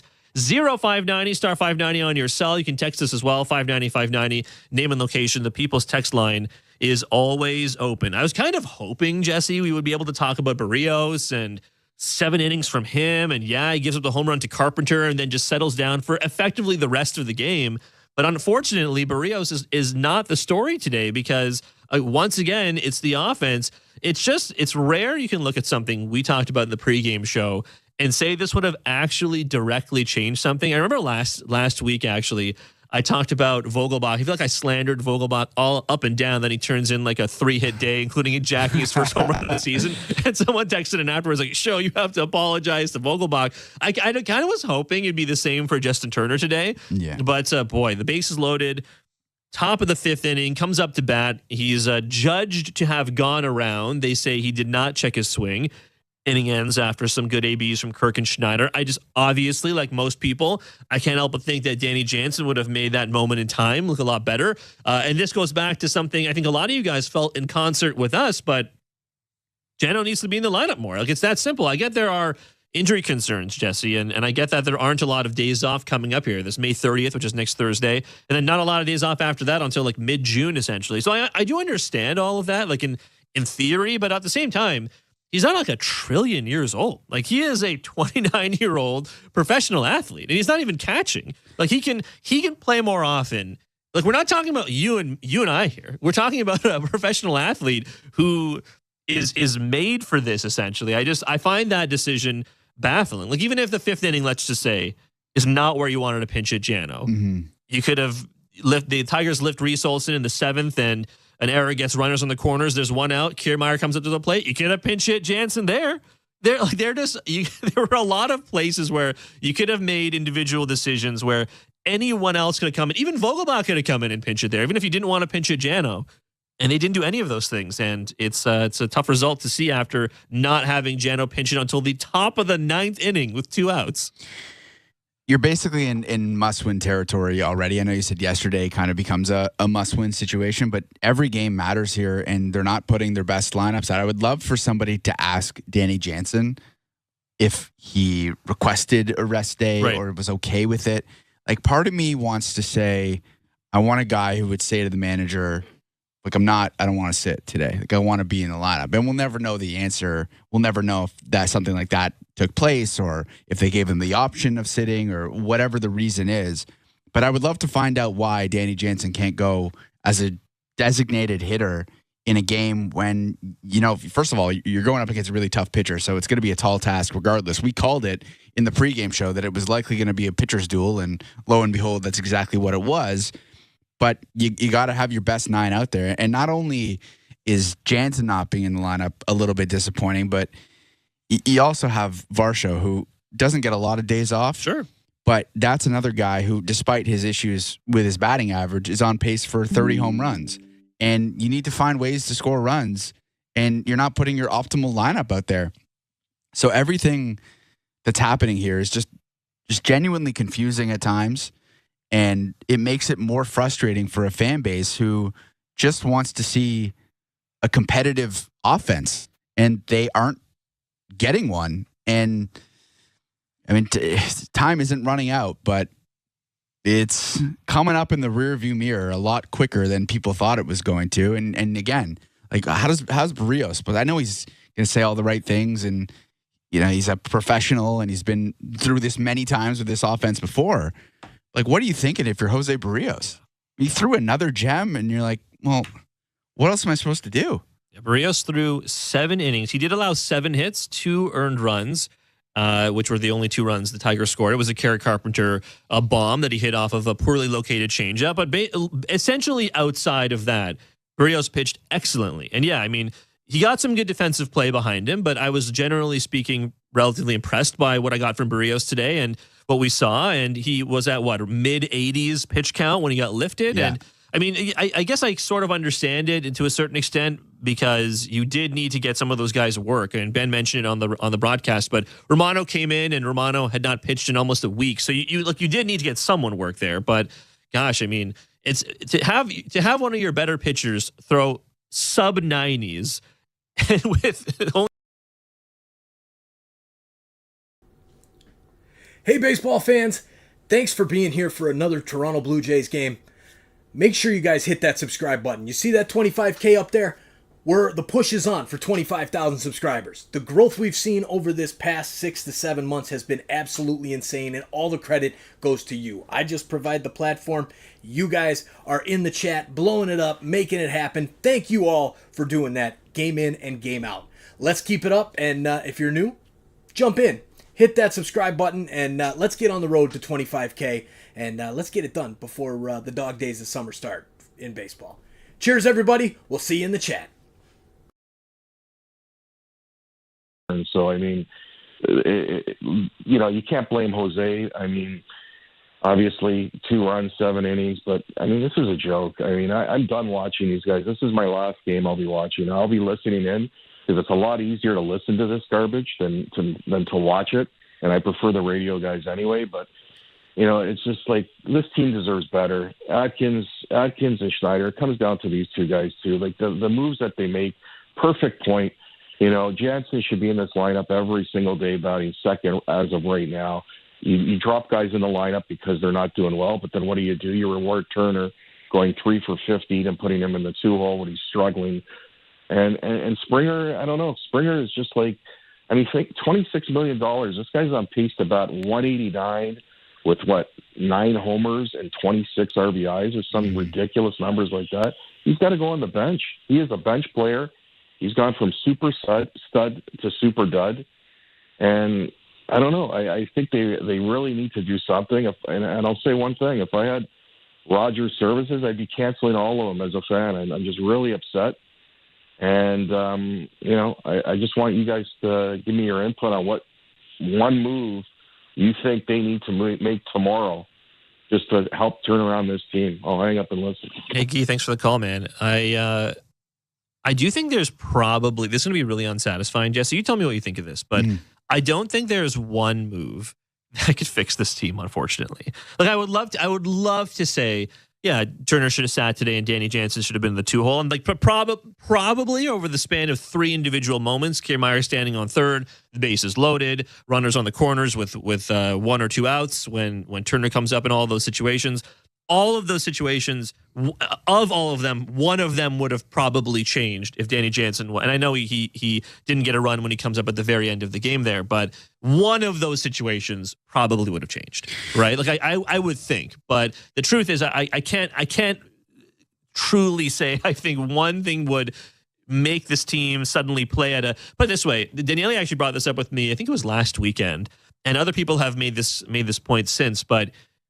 If the Jays want to equal 89 wins, which is what they got last year, which got them into the playoffs, and keep in mind, Jesse, that this is a year now where the Astros might not make the playoffs. This is true, and they did last year. But if you take the Astros out, you're effectively replacing them with all of the Royals, the Mariners, the Guardians, and the Yankees, right? All of those teams are probably going to make the playoffs this year, probably. We'll have to see what happens with the rest of the year. But certainly the Guardians, the Yankees, and the Royals all making the playoffs this year. So if that's the case, then you got to think you'll probably need more than 89 wins to get in the playoffs. But even if you are only looking at 89 wins, you basically have to win at a 60% win rate for the rest of the season. For the rest of the year, it is May 25th. You have to win at that rate for the rest of the season. I'm not sure there's one change, even if they could go out and get like a healthy Luis Robert or get like healthy Mike Trout from the Angels or something. I'm not sure that would really change anything. If that makes sense, what I'm saying. Yeah, 100% it makes sense. There isn't anything they can do. They can try and use what prospect capital they have left at the minor leagues to try and supplement the offense a little bit, but I don't think the appetite is there anymore. I've said this in the past. If you have a payroll that's 8th in baseball, you either have to have a good to very good Major League Baseball team that competes for a playoff spot year in, year out, probably competes for a division title if you're the 8th highest payroll in all of baseball, or you need one of the premier best farm systems in the major leagues. The Blue Jays have about the 25th to 26th ranked farm system in baseball, and they are currently in last place in the American League East, 12 games back of the division lead, and 5 games back, or 4.5 games back of the third wild card. So right now they're at the bottom end of both, and that cannot happen. So you're basically forced with two avenues here, two paths. You can either try and supplement and trade away Aurelvis Martinez and trade away Ricky Tiedemann and try and somehow bottle this up and find a way to go on a crazy run, or you can start the rebuild process and make your farm system better that eventually, a year from now, 2 years from now, 3 years from now, probably more likely, you'll compete for a World Series title. And right now, I'm not 100% sure that the roster that they have right now justifies going out to add in any way, shape, or form here. So that's why we say that there's not much that you can do. Ruben in Alberta texts in about Turner. Can one of you guys rationalize why the ice freezing, cold, slow 40-year-old Turner was hitting second? Because I cannot. No. And there was a text from Jen, which I cannot find right. Oh, here it is. Jen says, please explain why Turner was hitting second, then not replaced by a pinch hitter. Horrible decisions, many bad ABs, but Turner has struggled for a month. Thanks, Jen of Toronto. Good game by IKF. Yes, I agree. IKF has largely played well. I don't think he's going to be the subject of a lot of criticism. You're a huge IKF guy today. I gotta say, I've been largely impressed by IKF, but unfortunately, you're never going to be winning or losing games on the bat or glove likely of IKF. You're going to be winning them and losing them on the guys higher in the lineup, right? Totally. Here's a crazy stat. I don't know what the stat is now because I had looked at this before the game started, but entering play today among all designated hitters in baseball, okay? Justin Turner, according by OPS, was the fourth worst designated hitter in the league. So this is on MLB.com, right? So it's a relatively simplified way of looking at it. I totally admit. But to qualify for this, the player must have a minimum of 3.1 plate appearances per game played. And so if you look at the list of guys on who qualify for this, there are only 16 players because I think a lot of guys, sometimes they DH, but sometimes they play other positions. And Justin Turner, he has played at first and third, but he largely plays DH. So, the top of this list, as you might imagine, Jesse, you have Shohei Ohtani. He's at an OPS of 1035. You have Marcell Ozuna, 1030. Brent Rooker with the Oakland Athletics, who I honestly think would be a good trade target, just saying, 928. But then at the very bottom, right, you have Mitch Garver, Charlie Blackmon, from the bottom up. Mitch Garver with an OPS of 611, Charlie Blackmon with an OPS of 643, Manny Machado, who's had a really bad year, 648, and then Justin Turner, 664. And I can only imagine that went down after today's game. Yeah. Do you remember the beginning of the year when everyone was watching Justin Turner at bats and you're like, oh, this guy takes so many pitches, he's so professional. It's so refreshing to see professional at bats in a Blue Jays uniform again. Guy was batting 386 on April the 14th in an OPS over 1,000, almost at 1,100. And really ever since then, with like minor blips back upwards, it has been a precipitous downfall. Like talking great word, 5.5 weeks, basically. And his batting average has dropped from 386 to 225. So it's not even a question of like rewarding him by putting him in the second spot or like I honestly have no idea what the logic is there. Because it's like if this guy is performing well, then you give your team the best opportunity to win by putting him in the 2-hole. But he's not hitting well, and that's a spot that potentially is going to come up with runners in scoring position, which it did today. He went 0 for 6 or left 6 runners on today, and you're just setting your team back. Like it's just this is the thing that bothers me. It's like we had the texter earlier in the pregame that said, why are you guys questioning what the front office is? Like, do you think you're smarter than the front office? No, that's not true. Yeah. But it's situations like this where it's like, use common sense here. And Justin Turner is a guy who's struggling mightily to put the bat on the ball, and he's got a 225 average.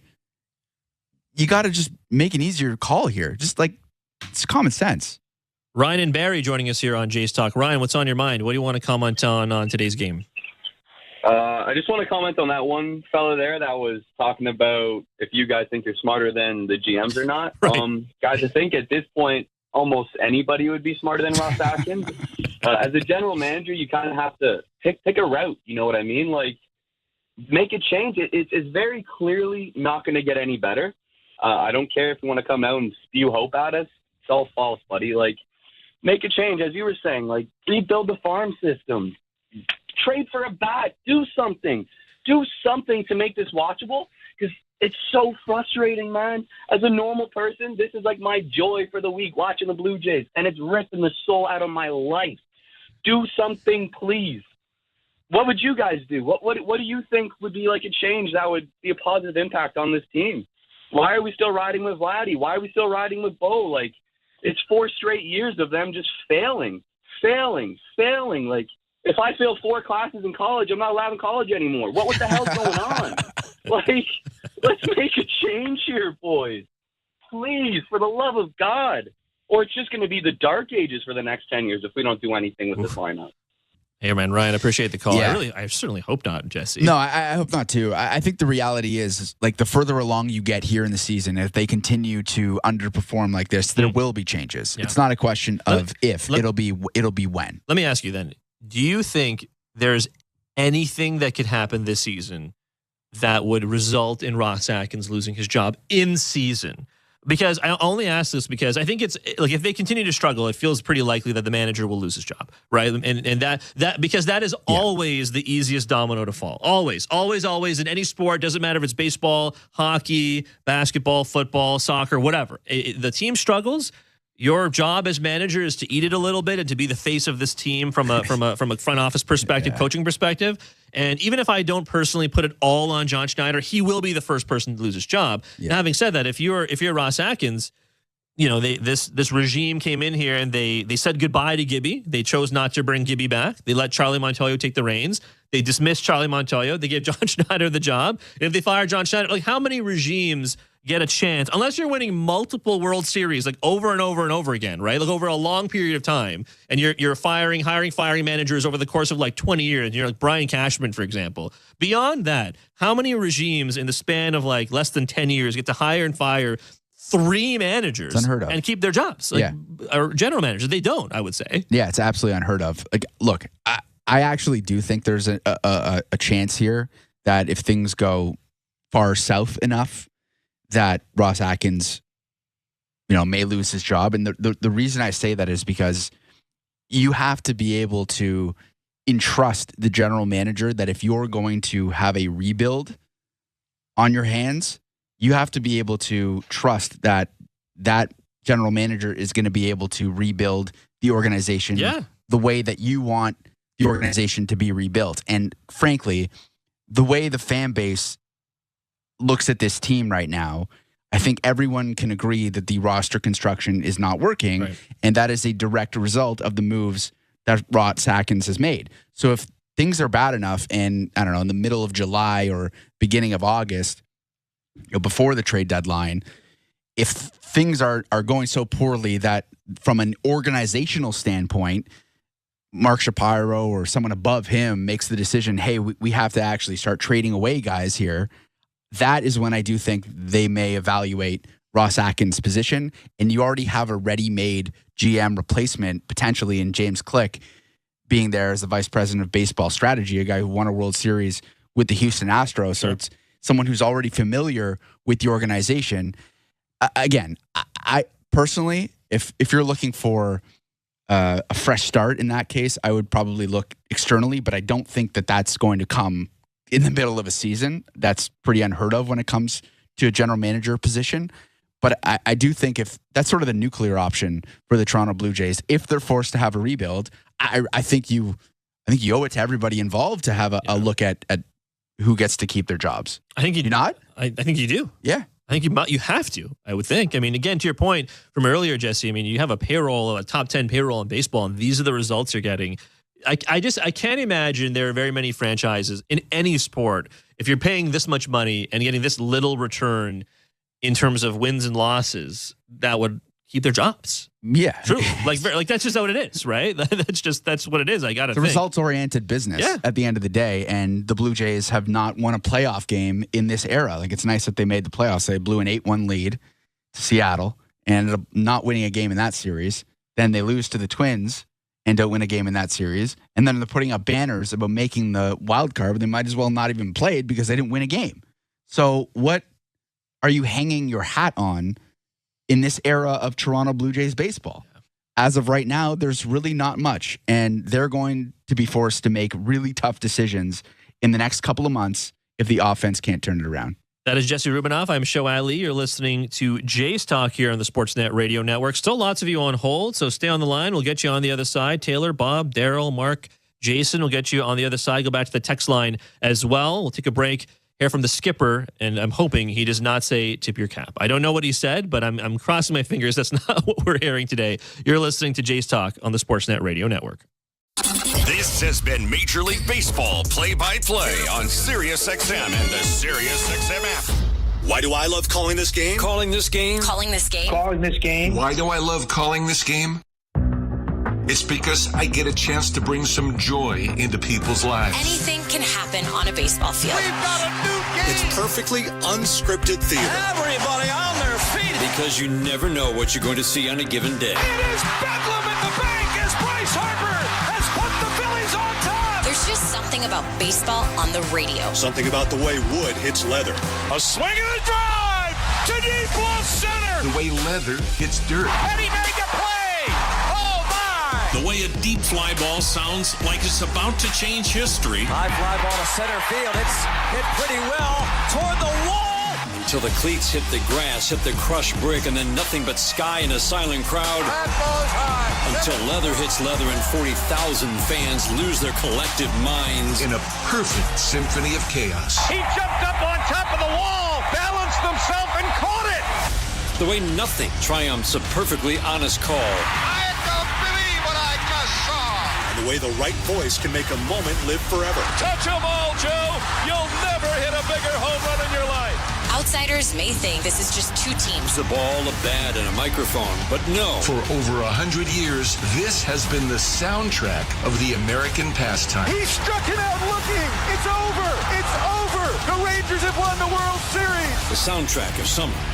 This is Major League Baseball on the radio. Right now on SiriusXM. All rise! Coming in 5. Get ready to play. 4. Get up!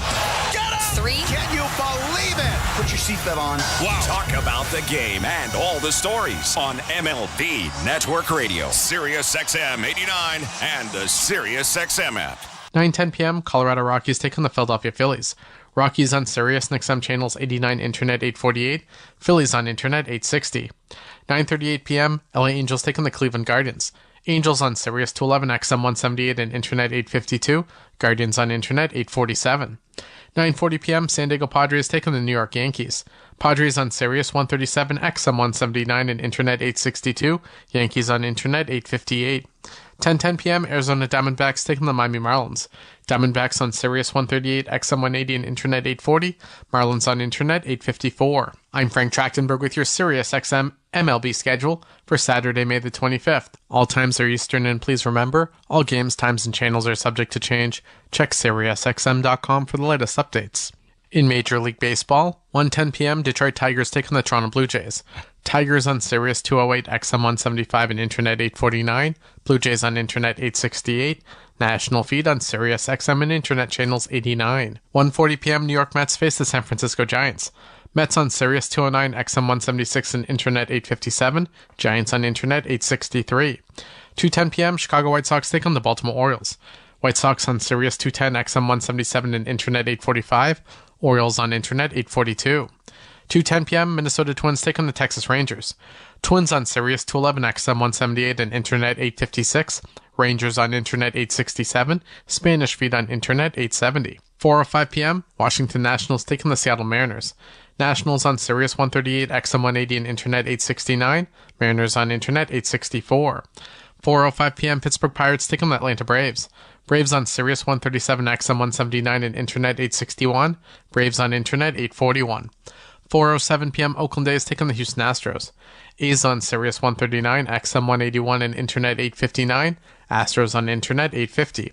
SiriusXM NFL Radio Channel 88 brings you expert analysis from former players, coaches, and executives, plus reaction to all the latest news on the only 24/7 station dedicated to the National Football League.